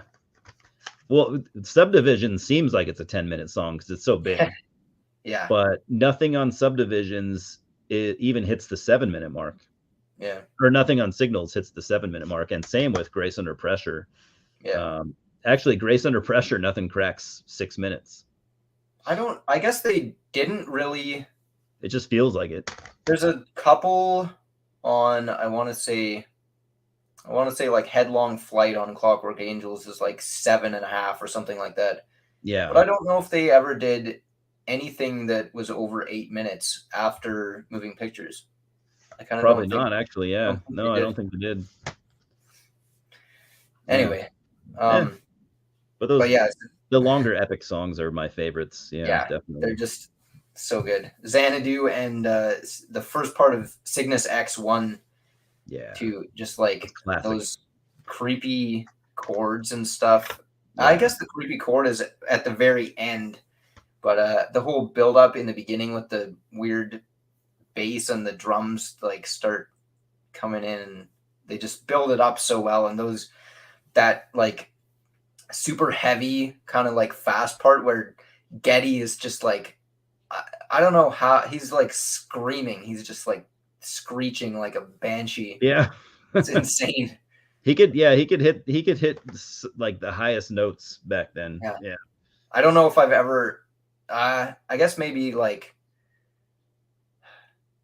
Devin Townsend or somebody might come about to that level on some of his high screams, but like, yeah. But Getty, like that, he would do it regularly too. Like, yeah, that was his like normal singing voice in the earlier days. It would just be all like these super high notes. It's probably good for him that he kind of brought that down a little bit, because he would have he would have ruined his voice like early on, you know. Yeah. And he had some good longevity. I mean, I think he still sounded really good at the end. Yeah. So he, you know, he must have either just had tough vocal cords, or he just knew how to take care of them properly, or a combination of the two, you know. But yeah, I'm sure he had a vocal coach and stuff, and you know, all the big singers do, but still, that doesn't mean you can't ruin your voice. No one can prepare you for touring, I don't think. No. Yeah, not 100% anyways. But another thing too is they never were huge into the partying and stuff. Like they weren't. Yeah, none of them did like hard drugs. Yeah, because a lot of that kind of stuff can it just takes a toll on your entire physical health. Oh yeah, big time. So. Yeah, I from what I've heard, they liked, in the earlier days, they liked to smoke some weed, and that was about as hard as they went. I don't think they were hard drinkers either or anything. No. I think, yeah, well, because they had like Getty and Alex and maybe even Neil, they all had families like pretty early on in the, like, they had families by like the mid 70s. Like they already had wives, and I think even they were starting to have kids. So they were pretty responsible early on. They didn't have years of like, you know, they didn't have those years where they were like all single and like just going crazy. You know, I think by the time they got big, they already like had families. So yeah, that probably helped anchor them a little bit and not, you know, make stupid mistakes and oh, let's try heroin, guys. They didn't, you know, I don't think they just had that opportunity, you know. They were smarter, you know. Combination of those things. But yeah, that's one thing I always admired. You know, Rush never had like a heroin addict or like someone that was fucking the band up for everyone else. You know, they didn't have their Keith Richards or anything. Yeah, from what I've heard, John Rutsey was kind of a partier to some extent. But yeah, and he was also young. He was also like 18, 19 years old. You know.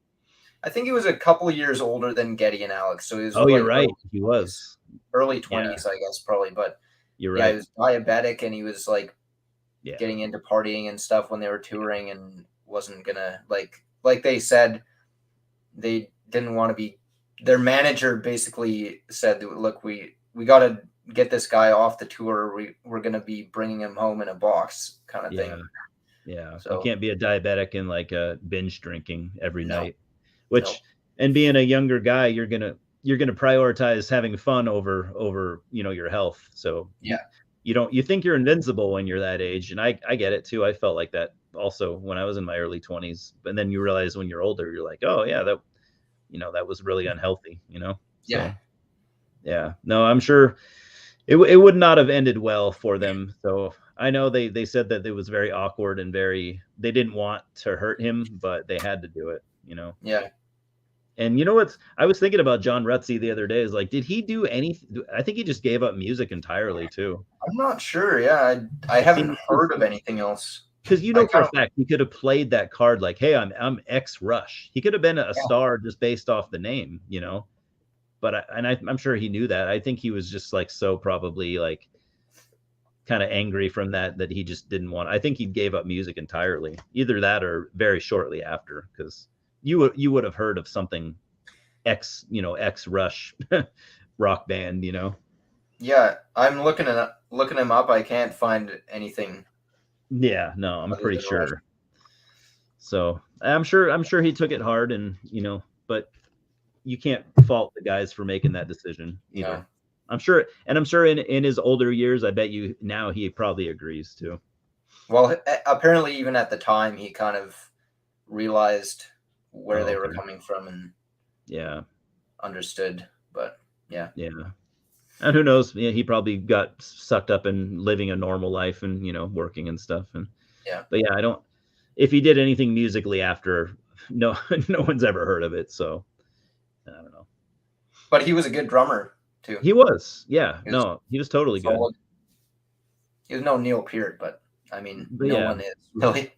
yeah, exactly. No, no, but I'll listen to his drumming when I listen to that album, just like to compare him to Neil. I'm like, no, he's pretty fucking good, and Yeah. he would have only gotten better, of course, as he play longer. But yeah.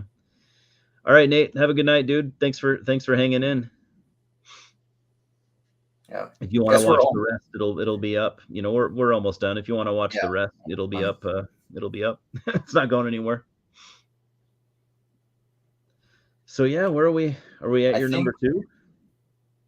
Or I just did my number two, Caress. yeah, that was Or your two. Sorry, I always get Caress. I always get thrown off near the end. Um, yeah, my number two. Yeah, Hemispheres. Um, yeah, other than moving pictures, like growing up, this is for some reason this is the one I would always listen to. Like it would always be like those two, even they're so different. But I didn't really know what was going on. I just knew that this album was way crazier and way more complex and more technical. And um, yeah, I mean this is their most complex album, I think. Uh, Farewell to Kings comes close, but this is their most complex, I would say, overall. Um, Even the band, talks about that over the course of the years, like we just mentioned. Yeah, Cygnus X1, La Via Strangiato is so good. I love the trees though, but then Yeah. there's only 4 songs, so I love them all. I guess Yeah. Circumstances is my least favorite, but that's out of 4. It's hard. I don't want to sound like I'm picking on it because it is good. I love the trees. I love the lyrics. I love how I think it's really cool how Neil put together this. Obviously, he's referencing modern societies and political stuff, but he's using. I think that would have been a really cool movie or something. That had to have been Lord of the Rings inspired, though. With trees that were sentient Oh beings and stuff. yeah. But still, I think Yeah. that would have been a cool. That would have been like a cool movie or a comic book or something. I don't know, like if you just took the tree creatures from Lord of the Rings and made like a spin-off thing. Because I always thought like watching those movies, I always thought those were really cool characters and like they didn't really get enough screen time. Yeah. There's so much more going on.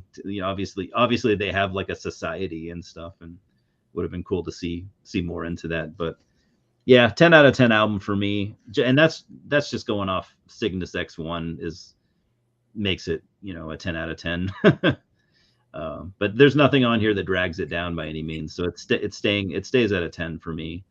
Um, I really love watching La Via Strangiato. If you watch that, there's a type in when you're on YouTube, type in that and then live and then type in Grass Pop, because Grass Okay. Pop was like a musical festival from the 70s. Mm. It's really cool. It's like one of my favorite Rush live things to watch. It's just that song, or I'm sure you can watch their whole set, but I like to just watch that song. It'll start off with you have the right clip where it'll start off showing Alex has a hurt finger. I think it's his Oh. ring finger, where it's like all black. Like he said he banged it on something. and Getty mentions how they had to cancel two tour dates from it because it looks pretty bad. But then they're joking with each other, and then they play the song Geddy Lee smoking a joint, which is also cool. Yeah, it's really fun. It's like one of my favorite Rush live clips. And then they play the song. It's 79, and then they play the song flawlessly as if they've played it thousands of times. Yeah.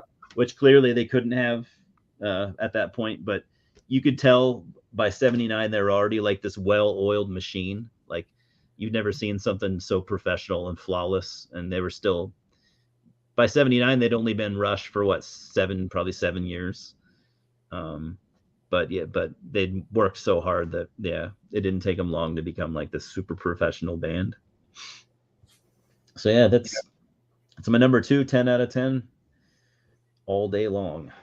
I'm not seeing I had much trouble else. finding it too. I'll have to forward it to you later. No, I found the La Via Strangiato video, but I can't find any. It doesn't look like there is a full set from that show. Oh, the full. Okay, you But, think there would be? Yeah, I'll definitely watch that anyway. Yeah, it's fun. It's a fun watch. So crazy too, like just being able to pull off the stuff that they do as a 3-piece. Like they never had a. They could have easily, like any other band would have been like, oh, we need a keyboard player to come. Yeah, I was gonna say it's cool watching because you get to see Geddy, like you get to see him disappear from the stage and go off, and he's playing his keys, but and in this one they weren't like up front, they were off to the side. Because I think he just wanted that as like more of an atmospheric sound. I guess he didn't want to play up front in front of people. So you see him go to the side and play the keyboard parts, and then you see him come. But he would just put his bass. He would just keep his bass on him, and sometimes he would just go back and forth and like certain songs playing the key. But yeah, I don't think they ever hired like a keyboard player for live shows or anything. I don't think so. No. I think they wrote the songs with the intention that he could play them all by without needing help.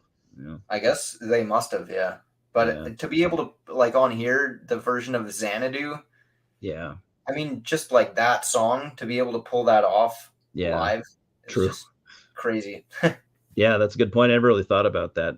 I mean, I've thought about them being a 3-piece, but I've never thought about them being playing live as a 3-piece. That's a different story. And if you didn't know, if you just heard it, you would never guess that it's just 3 guys. No, you wouldn't. Well, yeah. Number 1. Number 1, yep. Kind of a cliched pick, but it's a cliche for a reason. I mean, it's always going to be my number 1. It's never going to change. Yeah. Yeah. I mean, was it the first one you heard? I'm pretty sure it was. It was the first one I heard too, so that's probably something to do with it as well, and just probably the fact that they were so unique, especially at this time. Like when I heard YYZ, for instance, I was like, "What is this?" Me too. I had never heard anything like remotely like that. No, me either. And even now, diving back into 70s prog and stuff like that, it's still, these guys were on a different plane to any of those bands too. I'm not saying they're better, right? But they didn't sound like Yes. They didn't sound like King Crimson or anything, And they took a lot of inspiration from all those bands, but they did completely their own thing with it. I would compare them to anything. If I were to compare them to one of those prog bands, I'd say King Crimson. But even still, I mean, King Crimson are so alien sounding. But they don't sound like anything like the Yes or Genesis or in a good way though. Yeah. I mean, that would have been kind of like if they'd have just sounded like a clone band of another band, they wouldn't be where they are now. Nope. They would just be known as they're a clone band of Genesis or whatever. I mean, that's kind of like Marillion have never been able to shake that tag just because they sort of sounded like Genesis. No one's ever put that on Rush. Only for the first 4 albums or something though, kind of. Yeah, and even then, I think it's kind of unfair. I mean, Fish, he does sound like Peter Gabriel. There's no getting around that. But my light just flickered. So maybe we should. I might Might be Are you dropping off losing? here in a second. Are you losing power? Well, we'll just keep going until you do. Okay. All right. Yeah, one of the best albums of all time. Yeah, I agree. I mean, I think at this point that's my opinion, but I think it's also just objectively. You can say you don't like Rush, and I get it. I mean, music is, like you said earlier, everybody hears things differently, but you Yeah. can't deny that it's great. It's just No. I agree. it's, I and mean, it's such a well-written album. I mean, mhm, you can't criticize that, you know?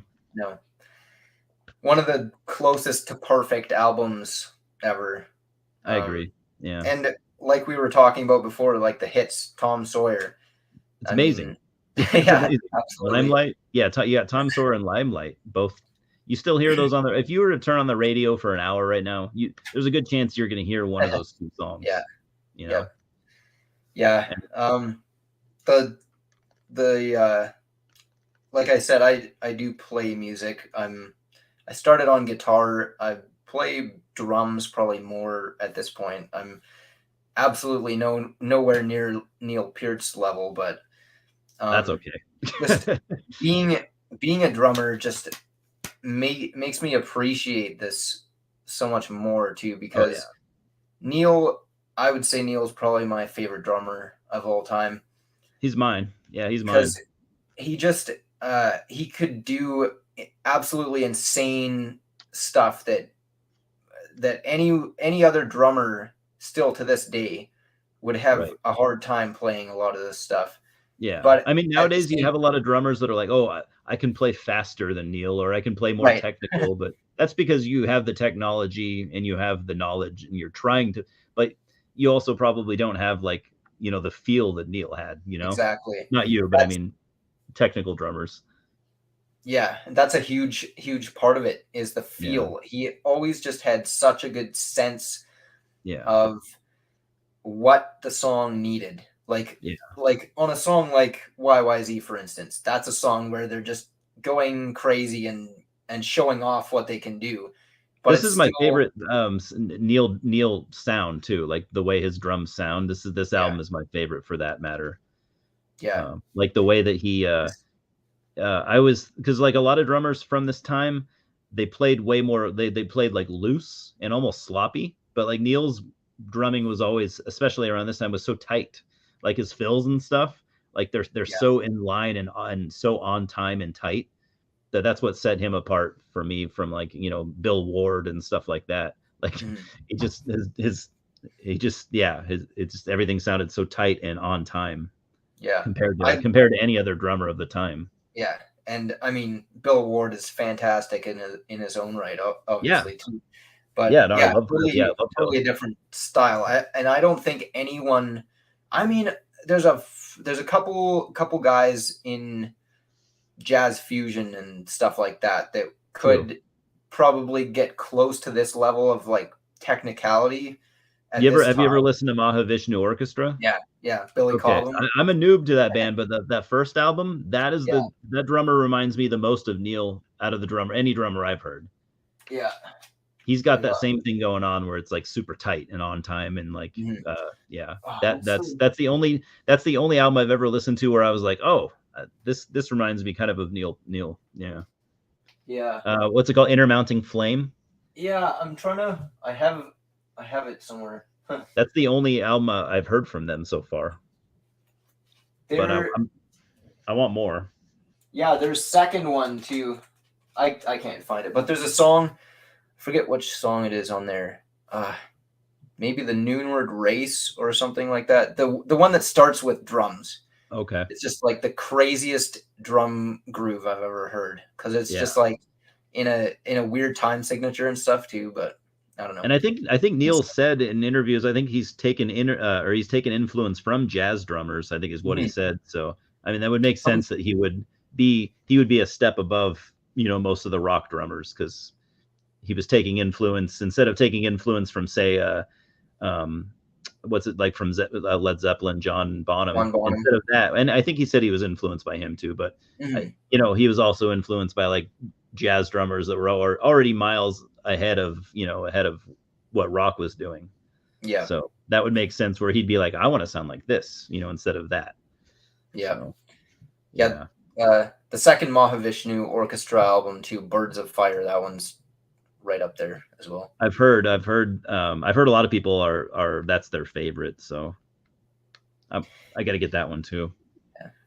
Yeah. Anyway, back to this. Yeah, just the drumming is insane, but like with YYZ, that's the time when they get to show off, but they aren't doing that all the time. Like there's some guys that would just overplay in songs, but That's a good Neil point. had such a good sense of when to pull back and let everything breathe a little bit.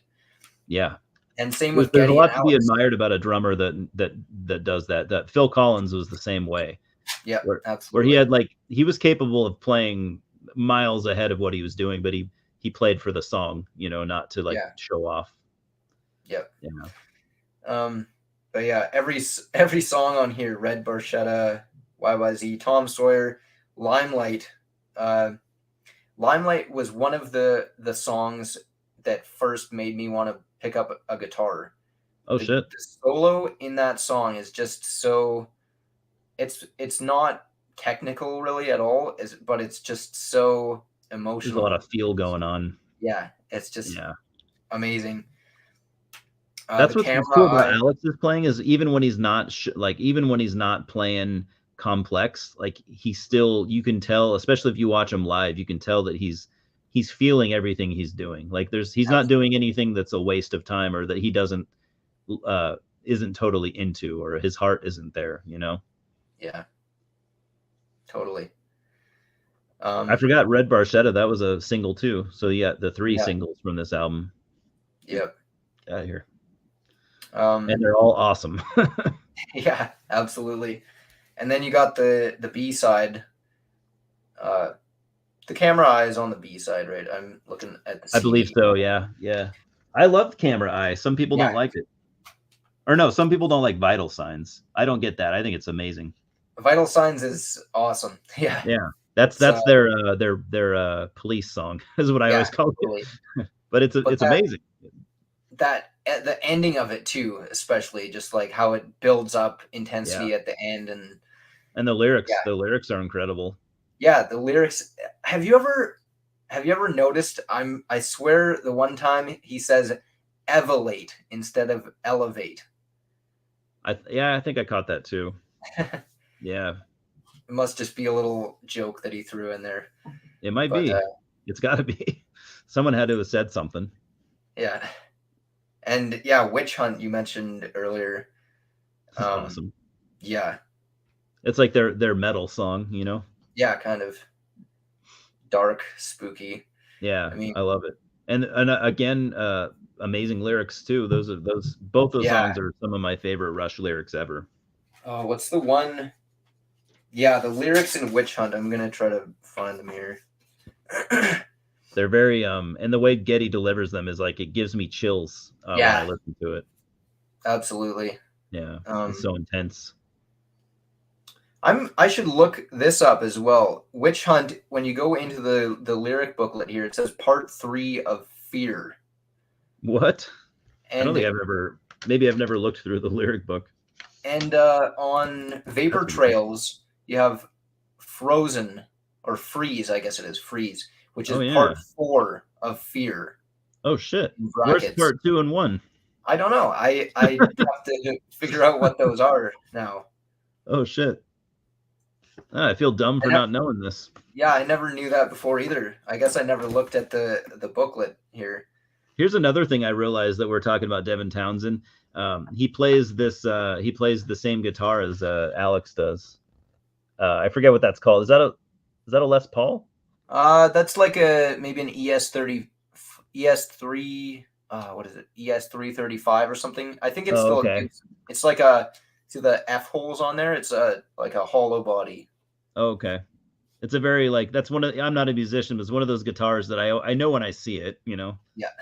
But Devin, he didn't get it from Alex, so he got it from Eric Johnson. Okay. is what he said in one of his podcasts. But I just think it's cool that they both have had the same guitar. Yeah, that is cool. I mean, a lot of people have played that guitar, but still. Yeah. That was because that was a in like the 50s, like country players used that guitar. Yeah. That's what I've been told. Like the really early rock and roll stuff in Yeah. the 50s and early 60s. Yeah. So that makes sense that Alex would play it because he probably started using it when he was a kid. Yeah. The lyrics on Witch Hunt that I was gonna mention are just like quick to judge, quick to anger, slow to understand. Exactly. Ignorance and prejudice and fear walk hand in hand. Yeah, just like that's one of my favorite lines of all time. Yeah, I've stated that before, just because I'd never forget it. Yeah, and it's such a good, like that's the thing too, is Witch Hunt. I mean, the song is about a specific time period, a specific event, kind of in a way, but it's also being used as a metaphor for just a lot of shit. Well, yeah, it's like something that happens throughout history from all the time. Yeah. Prejudice, and it's always something that we think that we're doing right, but we're not. But we're actually we're hurting people. Yeah. Or just the thing of people, judging things before you fully understand them. Basically, which we've all been guilty of. Exactly. I'm much way better about it now than I was 20 years ago. Who knows what kind of crazy shit I believed back then. And now I'm like, what the fuck, Yeah, you got to evolve. Yep. Which that's kind of what Vital Signs tackles. more forward thinking, Yeah, absolutely. Thinking outside, your usual, what you think you understand. There's always something you don't know and that you don't understand. When you think that you know it all and you're doing everything right is when you're fucking up. Yep. I think I've learned a lot from Neil over the years, and in a good. I'm proud to say that. Yeah, I would say the same. I've stated this before too. Whether I've told you or not, I don't know. But this is my favorite album of all time. Like all time favorite album. No album is above it in my eyes. I honestly can't think. I can't think of one that I like better. You'd pick above it? No, I can't think of anything I would rank above it, to be honest. Yeah. There's other ones that are close, but it probably is my favorite as well. Yeah. And at this point, I don't see it changing. I mean, it's possible. Yeah. But I think it's going to be so cemented that there's just nothing that can possibly top it for me. Yeah. I mean, that it's partly to like just the time that I got into it. I mean, it's the first Rush album I ever got. And Rush was one of the first bands that I really got into. I mean, my first exposure to like rock music was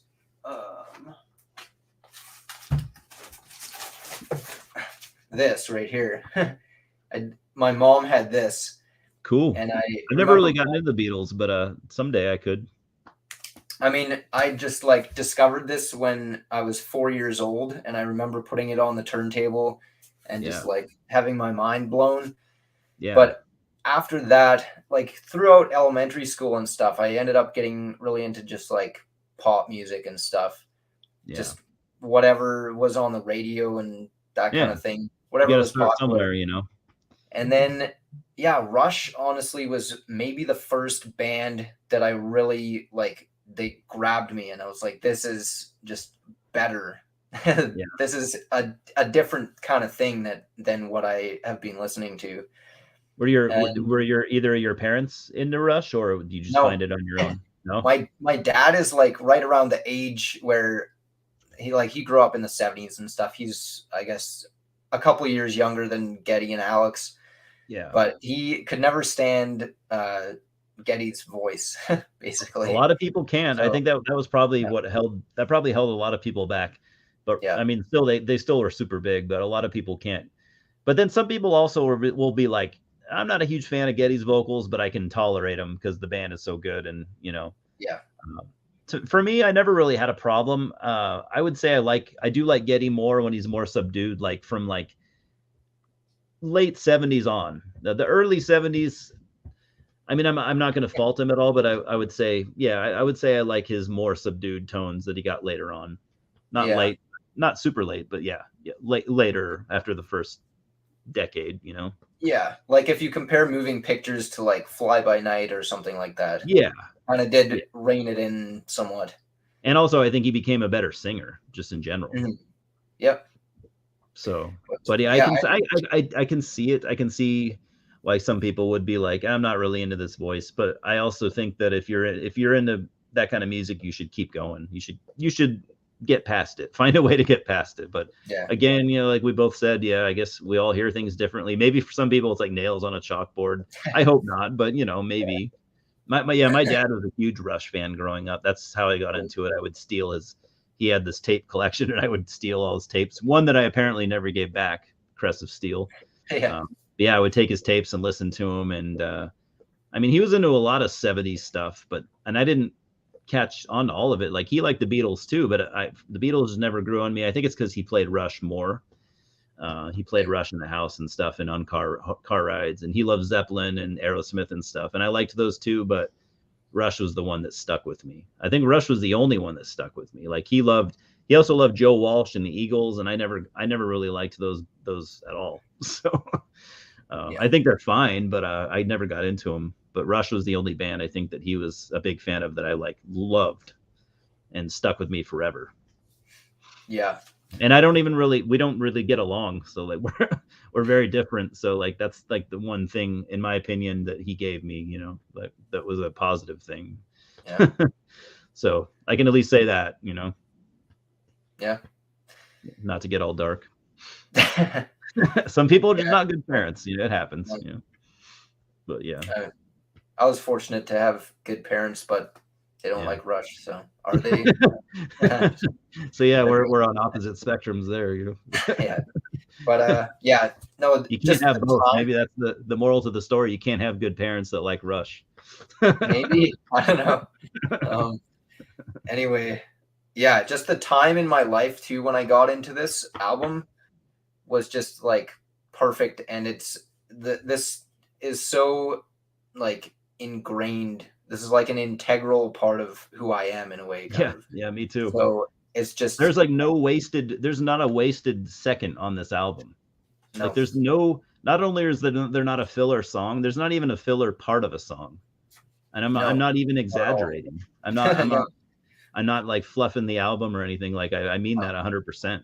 Like, and I will still put this on.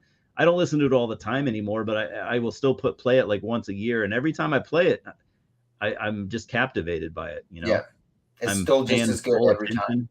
Yeah, I'm not just. It's not a background. I cannot use this as background music, because if this is on, it's all I'm going to focus on. Yeah. I can't play it while I'm reading or whatever. I just can't. It has to be an album that I'm out walking or something where I can focus on it. Usually like at night is when I like to listen to music, like at night before bed, when I'm not not thinking about other things. And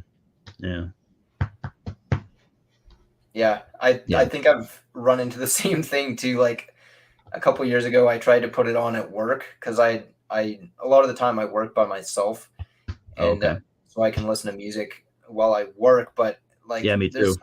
Certain albums where I put it on and a few minutes go by and I'm like, I'm not getting anything done because I'm just like guitaring or headbanging or whatever.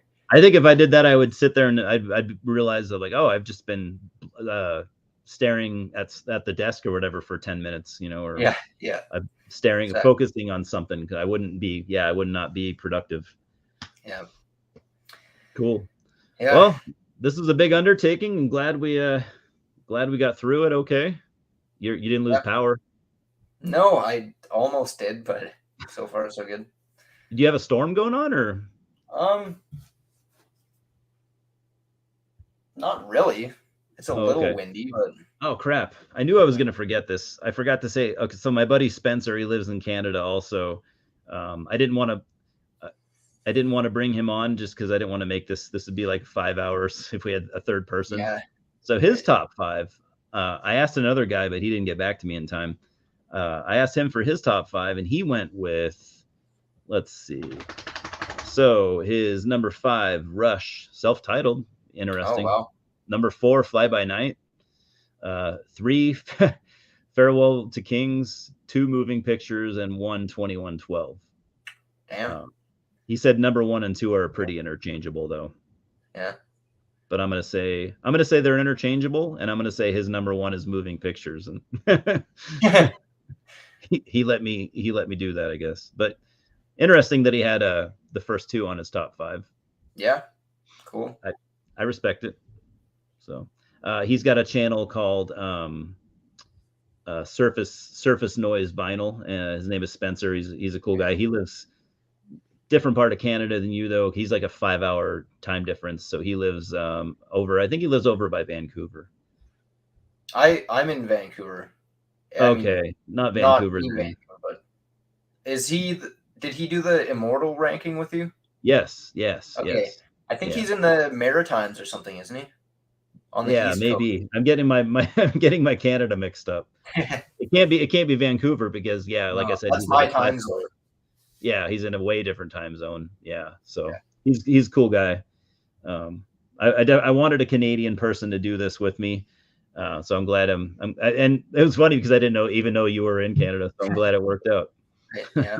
Thanks for having me on. It was fun. All right, I gotta go take Louis for a walk. He's been I shut my door. I shouldn't have done that. He's been pissed at me this whole time. Yeah. So. All right, dude. You have a good night. Thanks everyone for watching. We still have some people to watch to the end, which almost never happens with my streams. Awesome. All right. Take care, dude. Cool. Yeah. See ya. Ending broadcast.